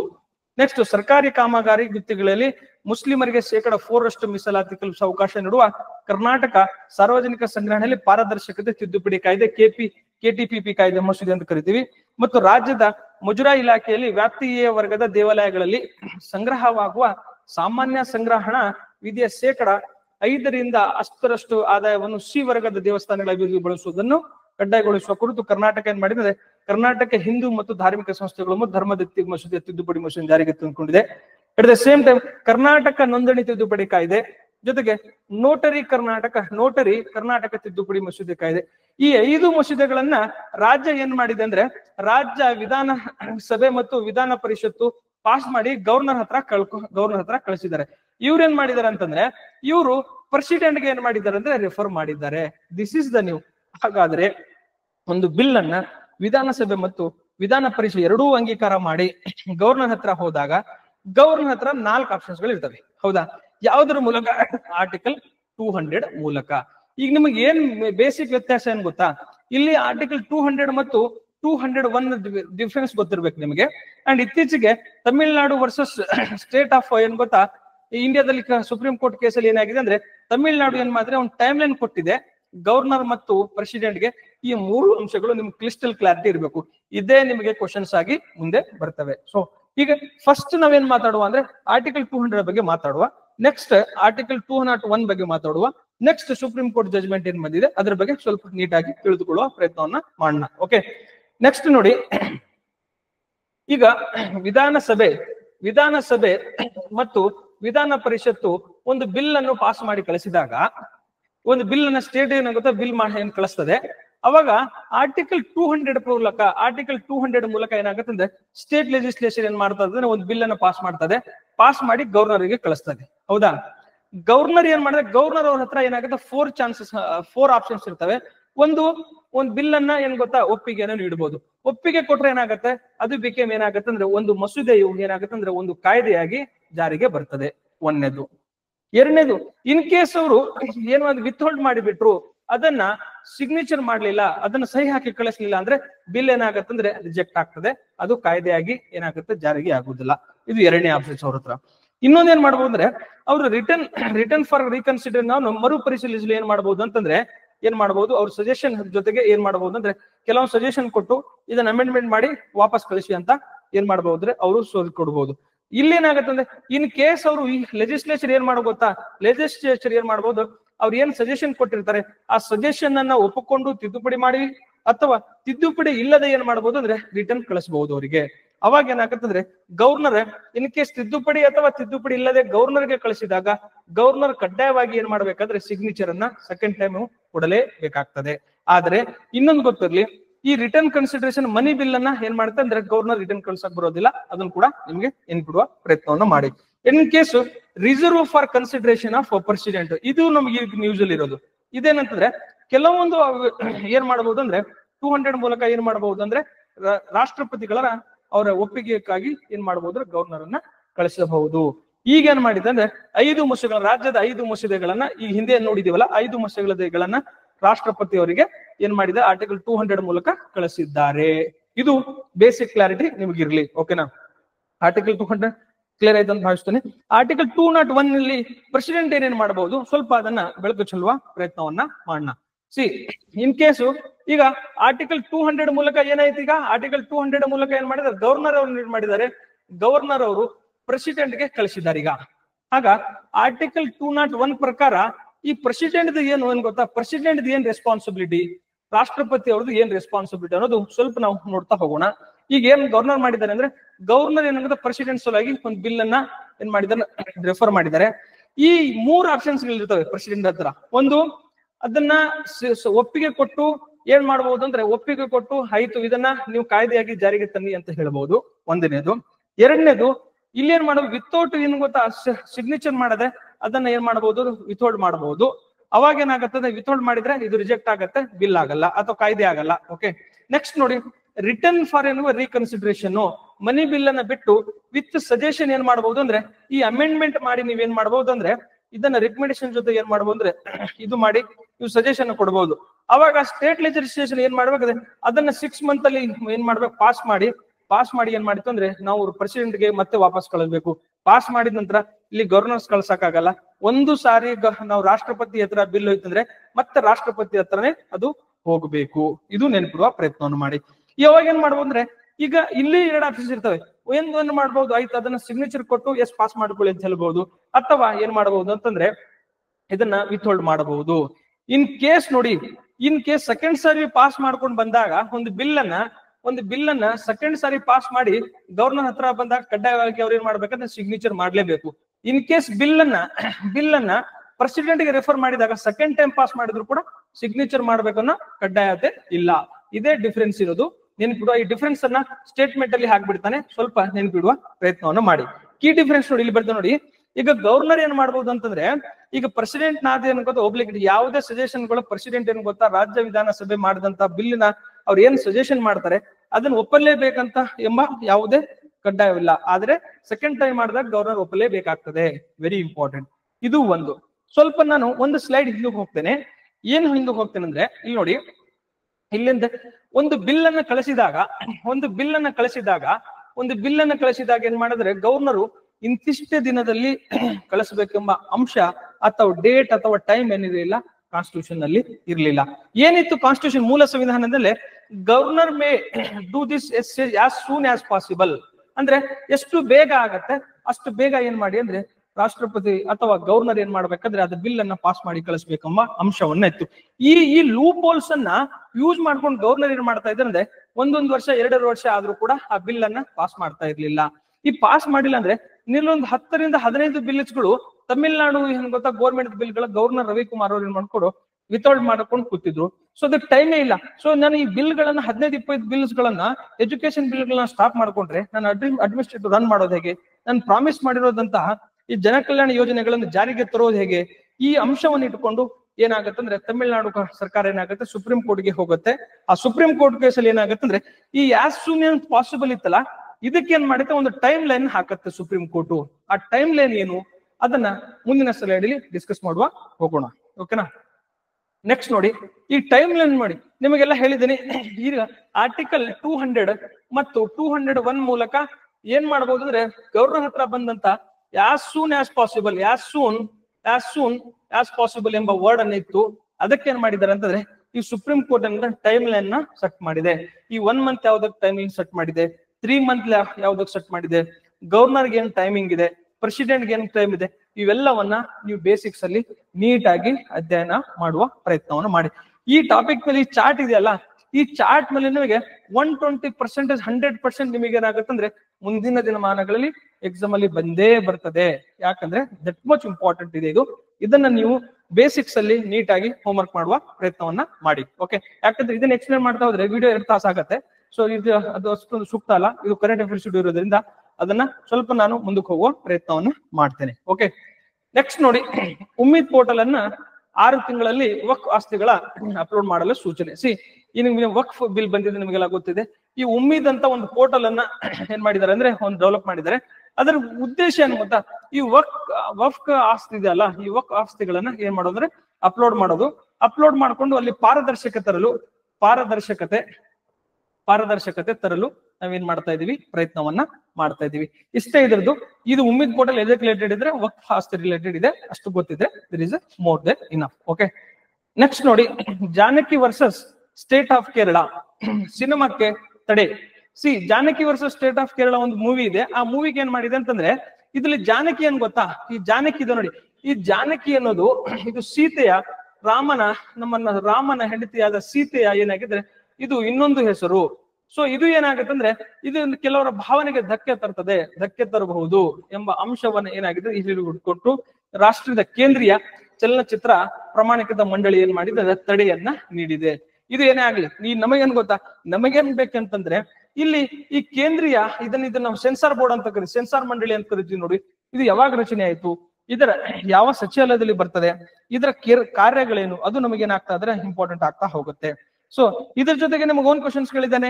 ನಮ್ OTT ಇದೆ ನೋಡಿ, OTT ಏನಾಗುತ್ತೆ, OTT ಬಗ್ಗೆ ಬಹಳಷ್ಟು ನಮಗೆ ಕ್ವಶನ್ಸ್ ಅನ್ನ ಕೇಳ್ಕೊಂಡಿದ್ದಾನೆ. ಇಲ್ಲಿ ಏನಾಗುತ್ತೆ ನೋಡಿ, ಈ ಸೆನ್ಸಾರ್ ಬಂಡಳಿದ CBCBಯನ್ನ ಇದನ್ನ 1983 ಏನಾಗತ್ತಂದ್ರೆ 83 ನಾವು ರಚನೆ ಮಾಡ್ಕೊಂಡಿವಿ. ಇದು ಯಾವ ಸಚಿವಾಲಯದಲ್ಲಿ ಇದೆ ಅಂತಂದ್ರೆ ಇದನ್ನ ಯಾವ ಸಚಿವಾಲಯ ಅಂದ್ರೆ ನಾವು ಮಾಹಿತಿ ಮತ್ತು ಕೇಂದ್ರ ಸರ್ಕಾರದ ಮಾಹಿತಿ ಮತ್ತು ಪ್ರಸಾರ ಸಚಿವಾಲಯದಲ್ಲಿ ಇದು ಕಾರ್ಯ ಮಾಡ್ತದೆ. ಇದರ ಮುಖ್ಯ ಕೆಲಸ ಏನಂತಂದ್ರೆ ಈ ಸಿನಿಮಾಗಳನ್ನ ರಿಲೀಸ್ ಮಾಡೋದಕ್ಕೆ ಅದನ್ನ ಸೆನ್ಸಾರ್ ಮಾಡಿ ಅದರ ಅಂಶಗಳನ್ನ ಚೆಕ್ ಮಾಡಿ ರಿಲೀಸ್ ಮಾಡೋದಕ್ಕೆ ಅನುಮತಿ ಕೊಡೋದೇ ಇದರ ಕೆಲಸ. ನಾವೇನ್ ಮಾಡ್ತೀವಿ, 1952 ಏನಾಗಿದ್ರೆ ಸಿನಿಮಾಟೋಗ್ರಫಿ ಆಕ್ಟ್ ಅನ್ನ ನಾವು ಜಾರಿಗೆ ತರ್ತೀವಿ. ಆ ಆಕ್ಟ್ ಹಿನ್ನೆಲೆಯಲ್ಲಿ ಕೂಡ ಇದು ಇಂಪಾರ್ಟೆಂಟ್ ಆಗ್ತಾ ಹೋಗುತ್ತೆ. ಇದು ಒಂದು. ಇನ್ನು ಮೊನ್ನೆ ಏನಾಗಿದೆ ಅಂದ್ರೆ, ಈಗ ನಾವು UPSC ಈ ಲಾಸ್ಟ್ ಟೈಮ್ 384 ಯಾರು ಮೇನ್ಸ್ ಬರ್ದಿದ್ದೀರಿ, ಅಲ್ಲಿ ನೀವು OTT ಬಗ್ಗೆ ಕ್ವಶನ್ಸ್ ಕೇಳ್ಬಿಟ್ಟಿದ್ದ. OTT ಬಗ್ಗೆ 125 essay ಕೇಳಿದ್ದ. ಈ OTT ರಿಲೇಟೆಡ್ ಏನ್ ಗೊತ್ತಾ, 2020 OTT ಬಗ್ಗೆ ಓವರ್ ದಿ ಟಾಪ್ ಅಂತ ಕರಿತೀವಿ. 2021 ನಾವ್ ಏನ್ ಮಾಡ್ಕೊಂಡಿವಿ ಅಂದ್ರೆ GM ಅನ್ನು ಜಾರಿಗೆ ತಂದ್ಕೊಂಡಿವಿ. ಜೊತೆಗೆ 2000 ಏನ್ ಮಾಡಿದ್ರೆ IT ಆಕ್ಟ್ ಮೂಲಕ ಇದನ್ನ ನಿಯಂತ್ರಣ ಮಾಡ್ತೀವಿ. 2023 ಈ BNS ಇದನ್ನು BNS ಕಾನೂನು ಮೂಲಕ ಇದು ನಾವೇನ್ ಮಾಡಿ ನಿಯಂತ್ರಣ ಮಾಡುವ ಪ್ರಯತ್ನವನ್ನು ಮಾಡ್ತೀವಿ. ಇದ್ರ ಜೊತೆಗೆ ಇದು 1986 ಪೋಕ್ಸೋ ಇದೆ ನೋಡಿ, 1986 ಪೋಕ್ಸೋ ಕಾಯ್ದೆ ಮೂಲಕ ನಾವೇನ್ ಮಾಡ್ತೀವಿ ಅಂದ್ರೆ ಇದನ್ನ ನಿಯಂತ್ರಣ ಮಾಡುವ ಪ್ರಯತ್ನವನ್ನು ಮಾಡ್ತೀವಿ. ಸಾರಿ, ಪೋಕ್ಸೋ ಕಾಯ್ದೆ 2012 ಅಂಡ್ 1986 ಇಲ್ಲಿ ಏನಾಗದ ಮಹಿಳೆಯರ ವಿರುದ್ಧ ಅಸಭ್ಯವಾಗಿ ವರ್ತನೆಯ ನಿಯಂತ್ರಣವ ಮಹಿಳೆ ಅಸಭ್ಯವಾಗಿ ವರ್ತನೆ ಮಾಡೋದ್ರ ವಿರುದ್ಧ ನಾವೇನ್ ಮಾಡ್ಕೊಂಡು 1986 ಇಲ್ಲಿ ಒಂದು ಕಾಯ್ದೆಯನ್ನು ಜಾರಿಗೆ ತಂದಿವಿ. ಈ ಎಲ್ಲಾ ಕಾಯ್ದೆ ಮೂಲಕ ನಾವೇನ್ ಮಾಡ್ತೀವಿ ಅಂದ್ರೆ OTT ಮತ್ತು ಸಿನಿಮಾವನ್ನ ನಿಯಂತ್ರಣ ಮಾಡ್ತಾ ಇದೀವಿ. ಹಾಗಾದ್ರೆ ಸಿನಿಮಾದ ಪಿತಾಮಹ ಯಾರು? ದಾದಾ ಸಾಹೇಬ್ ಫಾಲ್ಕೆ. ಹಾಗಾದ್ರೆ ದಾದಾ ಸಾಹೇಬ್ ಫಾಲ್ಕೆ ನಾವು ಅವ್ರ ಹೆಸರಿನಲ್ಲಿ ಒಂದು ಪ್ರಶಸ್ತಿಯನ್ನು ಕೊಡ್ತೀವಿ. ಆ ಪ್ರಶಸ್ತಿಯ ಬಗ್ಗೆ ದಿಶೆಲಾಗಿ ಅಧ್ಯಯನ ಮಾಡುವ ಪ್ರಯತ್ನವನ್ನು ಮಾಡಿ. ಆ ದಾದಾ ಸಾಹೇಬ್ ಫಾಲ್ಕೆ ಪ್ರಶಸ್ತಿಯನ್ನ ಮೊಟ್ಟ ಮೊದಲ ಬಾರಿಗೆ ಏನ್ ಪಡ್ಕೊಳ್ತಾನಂದ್ರೆ ಯಾರು, ನಮ್ ದೇವಿಕಾ ರಾಣಿ ಅವರು ಈ ದಾದಾ ಸಾಹೇಬ್ ಫಾಲ್ಕೆ ಪ್ರಶಸ್ತಿಯನ್ನ ಪಡ್ಕೊಂತಾರೆ. ಅದಕ್ಕಾಗಿ ನನಗೆ ಈ ಸಿನಿಮಾದಿಂದ ಇದು ಒಂದು ಎಟ್ ದ ಸೇಮ್ ಟೈಮ್ ಚಲನಚಿತ್ರ ನೋಡಿ, ಚಲನಚಿತ್ರ ಈ ಮೂರನೇ ಭಾಗದಲ್ಲಿರುವ ಫಂಡಮೆಂಟಲ್ ರೈಟ್ಸ್ ಇದೆಯಲ್ಲ, ಈ ಫಂಡಮೆಂಟಲ್ ರೈಟ್ಸ್ ಎಲ್ಲ ಆರ್ಟಿಕಲ್ 19 ಇದೆಯಲ್ಲ, ಈ 19 freedom of speech and expression ಇದೆ ನೋಡಿ, ಅದರ ಪಾರ್ಟ್ ಆಗಿ ಚಲನಚಿತ್ರವನ್ನ ನಾವು ನೋಡ್ತೀವಿ. ನಾನು ಪೊಲಿಟಿಕ್ ತಂದೆ, ಈಗ ಇದನ್ನ ಪೊಲಿಟಿಕ್ ತಂದೆ, ಇದನ್ನ ಕಾಯ್ದೆಗಳಿಗೆ ಜಾರಿಗೆ ತಂದೆ, ಈ ಮಂಡಳಿ ಬಗ್ಗೆ ಡಿಸ್ಕಸ್ ಮಾಡಿದೆ, ಸಿನಿಮಾ ಬಗ್ಗೆ ಡಿಸ್ಕಸ್ ಮಾಡಿದೆ. ನೆಕ್ಸ್ಟ್ ಏನ್ ಗೊತ್ತಾ, ದಾದಾ ಸಾಹೇಬ್ ಫಾಲ್ಕೆ ಬಗ್ಗೆ ಅಂಡ್ ದಾದಾ ಸಾಹೇಬ್ ಫಾಲ್ಕೆ ಪ್ರಶಸ್ತಿ ಬಗ್ಗೆ ಡಿಸ್ಕಸ್ ಮಾಡಿದೆ. ಈ ಎಲ್ಲದರ ಹಿನ್ನೆಲೆಯಲ್ಲಿ ನೀವೇನ್ ಮಾಡ್ಬೇಕಾಗತ್ತಂದ್ರೆ ಇದನ್ನ ನೀಟಾಗಿ ಅಧ್ಯಯನ ಮಾಡುವ ಪ್ರಯತ್ನವನ್ನ ಮಾಡಿ. ಓಕೆ, ನೆಕ್ಸ್ಟ್ ನೋಡಿ, ಡಿಜಿಟಲ್ ವಂಚನೆಗೆ RBI ಲಗಾಮು, ಡಿಜಿಟಲ್ ಪಾವತಿ ಗುಪ್ತಚರ ವೇದಿಕೆ. ಇದು ಏನ್ ಮಾಡಿದೆ ಗೊತ್ತಾ, RBI ಏನ್ ಮಾಡಿದೆ ಅಂದ್ರೆ ಈ ಪ್ರೈವೇಟ್ ಪ್ಲೇಯರ್ಗಳೇ ತಗೊಂಡು ಪ್ರೈವೇಟ್ ಪ್ಲೇಯರ್ ಜೊತೆ ಕೂಡ ಏನ್ ಮಾಡಿದೆ ಅಂದ್ರೆ ಇದು ಏನಾಗ್ತಾ ಇದೆ, ಈಗ ಸೈಬರ್ ಅಪರಾಧ ಹೆಚ್ಚಾಗ್ತಾ ಇದೆ. ಈ ಅಪರಾಧವನ್ನ ನಿಯಂತ್ರಣ ಮಾಡಲು ಏನ್ ಮಾಡ್ತಾ ಇದ್ದಿದೆ, public participation and private participation ಜೊತೆ ನಾವೇನ್ ಮಾಡ್ತಾ ಇದೀವಿ ಅಂತಂದ್ರೆ ಇದನ್ನ ಇಂಪ್ಲಿಮೆಂಟ್ ಮಾಡುವ ಪ್ರಯತ್ನವನ್ನ ನಾವು ಮಾಡ್ತಾ ಇದೀವಿ. ಇಷ್ಟು ನಿಮಗೆ ಬೇಸಿಕ್ಸ್ ಗೊತ್ತಿದ್ರೆ there is a more than enough. Next ನೋಡ್ರಿ, ಭಾರತಕ್ಕೆ ಕಚ್ಚಾ ತೈಲ ಪೂರೈಕೆಯಲ್ಲಿ ರಷ್ಯಾ ಈಗ 35. ಟೋಟಲ್ ನಾವೇನ್ ಮಾಡ್ತೀವಿ ಗೊತ್ತಾ, ಇಡೀ ಕಚ್ಚಾ ತೈಲ 100% ಅಲ್ಲಿ 35% ಏನಾಗಿದೆ ಅಂದ್ರೆ ನಾವು ರಷ್ಯಾದಿಂದಾನೇ ತರ್ತೀವಿ. Very important. ಎಷ್ಟು ಡಿಪೆಂಡ್ ಇದೀವಿ ನೋಡಿ. ಇದೇನ್ ಗೊತ್ತಾ, ಇದು ಯಾಕಂದ್ರೆ ನಿಮ್ಗೆಲ್ಲ ಗೊತ್ತಿದೆ, ಈ ಸ್ಟ್ರೇಟ್ ಆಫ್ ಹರ್ಮೋಜ್ ಇದೆ, ಹರ್ಮೋಜ್ ಜಲಸಂಧಿ ಇಲ್ಲ, ಅದು ಹರ್ಮೋಜ್ ಜಲಸಂಧಿ ಇದೆಯಲ್ಲ, ಹರ್ಮೋಜ್ ಜಲಸಂಧಿ ಏನಿದೆ, ಇದನ್ನ ಜಲಸಂಧಿಯನ್ನ ನಾವು ಏನ್ ಮಾಡ್ತಾ ಇದ್ವಿ, ಬಂದ್ ಮಾಡಕ್ಕೆ ಇರಾನ್ ಅನ್ನುವಂಥ ಸಂಸತ್ತು ಅನುಮೋದನೆಯನ್ನು ಕೊಟ್ಟಿದೆ. ಅದಕ್ಕಾಗಿ ನಮಗೆ ಏನಾಗ್ಬಹುದು ಅಂದ್ರೆ ಕಚ್ಚಾ ತೈಲದ ಕೊರತೆ ಉಂಟಾಗಬಹುದು. ಆ ಹಿನ್ನೆಲೆಯಲ್ಲಿ ಏನ್ ಮಾಡ್ತಾ ಇದೆ ಅಂದ್ರೆ ಇದನ್ನು ಭಾರತ ಸ್ವಲ್ಪ ಎಚ್ಚರಿಕೆ ವಹಿಸ್ತಾ ಇದೆ. ಇದು ನೋಡಿ, ಈ ಕಚ್ಚಾ ತೈಲವನ್ನ ನಾವು ಈ ಎಮರ್ಜೆನ್ಸಿ ಸಿಚುವೇಶನ್ ಮೇಂಟೈನ್ ಮಾಡಕ್ಕೆ ನಾವು ಸ್ಟ್ರಾಟಜಿಕ್ ರಿಸರ್ವ್ ಅಂತ ನಾವ್ ಏನ್ ಮಾಡ್ತಾ ಇದೀವಿ, ಸ್ಟ್ರಾಟಜಿಕ್ ರಿಸರ್ವ್ ಅಂತ ಮಾಡ್ತಾ ಇದೀವಿ. ನಮ್ ಕರ್ನಾಟಕದಲ್ಲಿ ಕೂಡ ಒಂದಿದೆ ಅದು, ಜೊತೆಗೆ ಇತರ ಎರಡು ಸ್ಥಾನಗಳಲ್ಲಿದೆ. ಈ ಸ್ಟ್ರಾಟಜಿಕ್ ರಿಸರ್ವ್ ಕಾನ್ಸೆಪ್ಟ್ ಏನು, ಕರ್ನಾಟಕದ ಎಲ್ಲಿದೆ ಮತ್ತು ಇತರ 2 ಸ್ಥಳಗಳು ಎಲ್ಲಿದೆ, ಇದನ್ನು ಕೂಡ ಆಲ್ರೆಡಿ PYQ ಅಲ್ಲಿ ಕ್ವಶನ್ಸ್ ಅನ್ನ ಕೇಳಿದ್ದಾನೆ. ಸ್ಟ್ರಾಟಜಿಕ್ ರಿಸರ್ವ್ ಆಫ್ ಇಂಡಿಯಾ ಅದ್ರ ಬಗ್ಗೆ ಕ್ವಶನ್ಸ್ ಅನ್ನ ಕೇಳ್ಕೊಂಡಿದ್ದಾನೆ. ಸ್ವಲ್ಪ ಅದನ್ನ ನೆನ್ಪಿಡುವ ಪ್ರಯತ್ನವನ್ನ ಮಾಡಿ. ಓಕೆ, ನೆಕ್ಸ್ಟ್ ನೋಡಿ, ಕಪ್ಪತ್ಗುಡ್ಡ ರಕ್ಷಣೆಗೆ ಯೋಜನೆ. ನಿಮಗೆಲ್ಲ ಗೊತ್ತಿರ್ಬೇಕು. ಇದನ್ನ ಏನ್ ಮಾಡಿದೆ, ಈಕೋ ಸೆನ್ಸಿಟಿವ್ ಝೋನ್ ಅಂತ ಏನ್ ಮಾಡಿ ಅಂದ್ರೆ ಕೇಂದ್ರ ಸರ್ಕಾರ ಘೋಷಣೆ ಮಾಡಿದೆ. ಅದಕ್ಕಾಗಿ ಏನ್ ಮಾಡಿ ಅಂದ್ರೆ ಒಂದು ಯೋಜನೆ ರೂಪಿಸಿ ಅದನ್ನ ಜಾರಿಗೆ ಮಾಡುವ ಪ್ರಯತ್ನವನ್ನ ನೀವು ಮಾಡ್ಬೇಕನ್ನೋ ಅಂಶವನ್ನ ನ್ಯೂಸ್ ಅಲ್ಲಿ ಇದೆ. ಇದನ್ನ ನಾವು ಉತ್ತರ ಕರ್ನಾಟಕದ ಶ್ವಾಸಕೋಶ ಅಂತ ಕರಿತೀವಿ. ಉತ್ತರ ಕರ್ನಾಟಕದ ಶ್ವಾಸಕೋಶ, ಆಮ್ಲಜನಕದ ಶ್ವಾಸಕೋಶ ಅಂತ ಕೂಡ ನಾವು ಇದನ್ನ ನೇಮ್ ಇದೆ. ವೆರಿ ಇಂಪಾರ್ಟೆಂಟ್, ನೆನಪಿಡುವ ಪ್ರಯತ್ನವನ್ನ ಮಾಡಿ. ಓಕೆ, ನೆಕ್ಸ್ಟ್ ನೋಡಿ, ವಿದ್ಯುತ್ ಘಟಕಗಳ ಬಳಿ ಸೌರ ವಿದ್ಯುತ್ ರಾಜ್ಯದ ಗುರಿ. ಈ ಟೋಟಲ್ ಏನಾಗಿದೆ ಅಂತಂದ್ರೆ ಈ 3-4 ಘಟಕಗಳಲ್ಲಿ ಯಾವುದು ಕದ್ರಾ ಜಲಾಶಯ ಮತ್ತು ರಾಮನಗರ ಬೀಡದಿ ಘಟಕದಲ್ಲಿ ಮತ್ತು ಜೊತೆಗೆ ಈ ನಮ್ ಯಾವ್ದಾವ್ದು 3 ನೋಡಿ, ರಾಮನಗರದ ಬೀಡದಿ ಘಟಕ ಮತ್ತು ರಾಯಚೂರಿನ RTPL, ಯರಮರಸ್ ಮತ್ತು ಬಳ್ಳಾರಿಯ BTPS, ಈ 3 ಶಾಖೋತ್ಪನ್ನಗಳಲ್ಲಿ ಇಲ್ಲಿ ಏನ್ ಮಾಡ್ಕೊಂಡಿದೀವಿ ಅಂದ್ರೆ ಈ ಸೌರ ವಿದ್ಯುತ್ ಜೊತೆಗೆ ನಾವೇನ್ ಮಾಡ್ತಾ ಇದ್ದೀವಿ, ನಮ್ದು ಅದು ಸೌರ ವಿದ್ಯುತ್ತನ್ನ ನಾವೇನ್ ಮಾಡ್ತಾ ಇದೀವಿ ಅಂತಂದ್ರೆ ಇದನ್ನ ಉತ್ಪಾದನೆ ಮಾಡುವ ಇದು ಗುರಿಯನ್ನ ನಾವು ಹಾಕೊಂಡಿವಿ. ಏನಿಲ್ಲ, ಮಲ್ಟಿಪಲ್ ಆಗಿ ಯೂಸ್ ಮಾಡುವ ಪ್ರಯತ್ನವನ್ನ ಮಾಡ್ತಾ ಇದೀವಿ. ಜಸ್ಟ್ ನಿಮಗೆ ನ್ಯೂಸ್ ಅಲ್ಲಿ ಇದೆ. ಅಂಡ್ ಇದನ್ನ ಗೊತ್ತಾ, ಈ ಸೌರ ವಿದ್ಯುತ್ ನಾವು ಹೆಚ್ಚಿನ ಫೋಕಸ್ ಮಾಡ್ತಾ ಇದೀವಿ. ಆ ಫೋಕಸ್ ಅನ್ನು ನಿಮ್ಗೆ ಗೊತ್ತಾದ್ರೆ this is more than enough. ಓಕೆನಾ? ಆ ನ್ಯೂಸ್ ಅಲ್ಲಿ ಪದೇ ಬರ್ತಿರ್ತದೆ, ಅದನ್ನ ಸ್ವಲ್ಪ ನೆನ್ಪಿಡುವ ಪ್ರಯತ್ನವನ್ನು ಮಾಡಿ. ನೆಕ್ಸ್ಟ್ ನೋಡಿ, 6599 ಗ್ರಾಮ ಗ್ರಂಥಾಲಯಕ್ಕೆ ಸಿದ್ಧತೆ. ಇದು ಕೇಂದ್ರ ಸರ್ಕಾರದ ಸಹದೊಂದಿಗೆ RDPR ನಮ್ದು ಏನ್ ಡಿಪಾರ್ಟ್ಮೆಂಟ್ ಇದೆಯಲ್ಲ, ಅದು ಏನ್ ಮಾಡ್ತಾ ಇದ್ದಾನೆ, 6599 ಗ್ರಂಥಾಲಯಗಳನ್ನ ಗ್ರಾಮ ಮಟ್ಟದಲ್ಲಿ ಏನು ಸ್ಥಾಪನೆ ಮಾಡಬೇಕು. ಆ ಮೂಲಕ ಗ್ರಾಮ ಸಾಕ್ಷರತೆ ಮತ್ತು ಗ್ರಾಮಾಂತರದಲ್ಲಿ ಓದುವ ಹವ್ಯಾಸವನ್ನು ಬೆಳೆಸಬೇಕು ಅಂಶದಿಂದ ಇದನ್ನ ಮಾಡ್ತಾ ಇದೀವಿ. ಇಷ್ಟು ಗೊತ್ತಿರಲಿ. ನೆಕ್ಸ್ಟ್ ನಿಮಗೆ ಗೊತ್ತಿದೆ, ರಾಜೀವ್ ಗಾಂಧಿ ವಸತಿ ನಿಗಮ. ನೆಕ್ಸ್ಟ್ ನೋಡಿ, ಅತ್ಯುತ್ತಮ ತಂಬಾಕು ನಿಯಂತ್ರಣ ಪ್ರಶಸ್ತಿ. ಇದೇನಾಗತ್ತಂದ್ರೆ ಇದನ್ನ ವರ್ಲ್ಡ್ ಹೆಲ್ತ್ ಆರ್ಗನೈಸೇಷನ್ ದವರು ಕೊಡ್ತಾರೆ. ಇದನ್ನ ದಕ್ಷಿಣ ಏಷ್ಯಾದಲ್ಲಿ ತಂಬಾಕು ನಿಯಂತ್ರಣ ಮಾಡಲು ಕರ್ನಾಟಕ ಸರ್ಕಾರ ತೆಗೆದುಕೊಂಡ ಕ್ರಮಗಳ ಹಿನ್ನೆಲೆಯಲ್ಲಿ ನಮಗೇನಾಗಿದೆ ಅಂದ್ರೆ ಈ ಪ್ರಶಸ್ತಿ ನಮಗೆ ಬಂದಿದೆ. ಇಷ್ಟು ನಿಮಗೆ ಬೇಸಿಕ್ಸ್ ಗೊತ್ತಿದ್ರೆ there is a more than enough. Easy ಏನ್ ಗೊತ್ತಾ, ಇದನ್ನ ನೀಟಾಗಿ ಅಧ್ಯಯನ ಮಾಡೋ ಪ್ರಯತ್ನವನ್ನು ಮಾಡ್ರಿ. ಜೊತೆಗೆ ಇವತ್ತಿನ ಟಾಪಿಕ್ಸ್ ಅಲ್ಲಿ ರಕ್ತದ ಹೊಸ ಏನ್ ಮಾಡಿದೆ ಅಂದ್ರೆ ಅದನ್ನ ಗುಂಪಿನ ಬಗ್ಗೆ ಹೊಸದ್ ನಾವು ರಿಜಿಸ್ಟರ್ ಮಾಡ್ಕೊಂಡಿವಿ, ಅದ್ರ ಬಗ್ಗೆ ಮತ್ತೆ ಗವರ್ನರ್ ರೋಲ್ ಬಗ್ಗೆ, ನೆಕ್ಸ್ಟ್ ಮತ್ತೆ ಉತ್ತರಾಖಂಡ್ ರಾಜ್ಯ ಮೊದಲ ಯೋಗ ನೀತಿ ಪ್ರಕಟಿಸಿದ ರಾಜ್ಯದ ಬಗ್ಗೆ, ಮತ್ತೆ ಯೋಗ ಜಿಲ್ಲೆಯಾಗಿ ಮೈಸೂರು, ಇವೆಲ್ಲ ಟಾಪಿಕ್ಸ್ ಗಳ ಬಗ್ಗೆ ಮುಂದಿನ ದಿನಮಾನಗಳಲ್ಲಿ ನಿಮ್ಗೆ 100% ಕ್ವಶನ್ಸ್ ಬರ್ತವೆ. ಅದನ್ನ ನೀಟಾಗಿ ಅಧ್ಯಯನ ಮಾಡುತ್ತಾ, ಜೊತೆಗೆ ನಾವ್ ಏನೆಲ್ಲ ನಾನು ಹೇಳ್ಕೊಂಡಿದ್ದೀನಿ ಇಲ್ಲಿ ಅವೆಲ್ಲದರ ಡಿಟೇಲ್ ಏನು ಗೊತ್ತಾ, ಡಿಟೇಲ್ ಡಾಕ್ಯುಮೆಂಟ್ ನಿಮಗೆ ಏನಾಗುತ್ತೆ ಅಂದ್ರೆ ಡಿಸ್ಕ್ರಿಪ್ಷನ್ ಬಾಕ್ಸ್ ಅಲ್ಲಿ ಅವೈಲೇಬಲ್ ಆಗ್ತಾ ಹೋಗುತ್ತೆ. ಆ PDFs ಡೌನ್ಲೋಡ್ ಮಾಡ್ಕೊಳ್ಳಿ. ಡೌನ್ಲೋಡ್ ಮಾಡ್ಕೊಂಡು ರಿವಿಷನ್ ಮಾಡಿ ಏನ್ ಇಂಪಾರ್ಟೆಂಟ್ ನಿಮ್ಗೆ ಅನ್ಸುತ್ತೆ ಅದನ್ನ ನಿಮ್ದೇ ಆದ ಒಂದು ಶಾರ್ಟ್ ನೋಟ್ಸ್ ಅನ್ನ ಮಾಡಿ. ಓಕೆ, ಅಷ್ಟು ಮಾಡ್ತೀರ ಅಂತ ಭಾವಿಸ್ಕೊಳ್ತಾ ನನ್ನ ವಿಡಿಯೋನ ಇಲ್ಲಿಗೆ